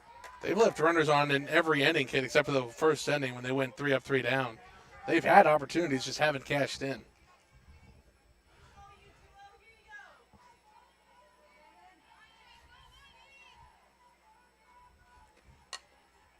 Over to 3rd. Hernandez stares down the runner. The throw across. Dug out. Good work by Gilman. She's been the hero at the plate, and that was a huge pick at first. No kidding, kid. Thought maybe she was going to have trouble with it on the low throw from Hernandez, but she fielded it perfectly for a huge second out. Good job by Juju, though, checking the runner at 3, keeping her there. Final out for the Vikings. Tying a run 60 feet away. Pressure on the shoulders of Rachel Runsick, the shortstop. Runsick, a fly out to left, a walk, and her last at bat, that was on 4 pitches. For the Pirates here now, it's 2 outs. You don't have to worry about the runners anymore. You can go 1 with it. Thompson, left fielder, waiting on deck. Should Runsick be able to get aboard? And ahead 2-0.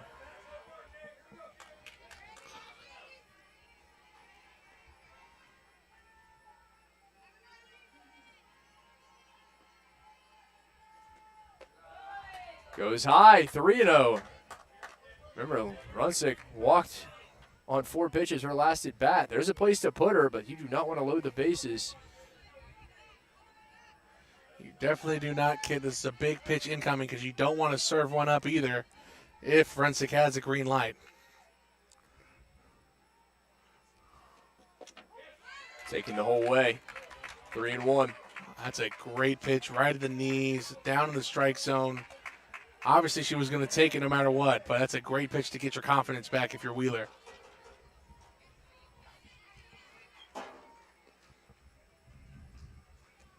Runsick over to short, picked up, throw across, in time. The Pirates have it, and they will take game 2.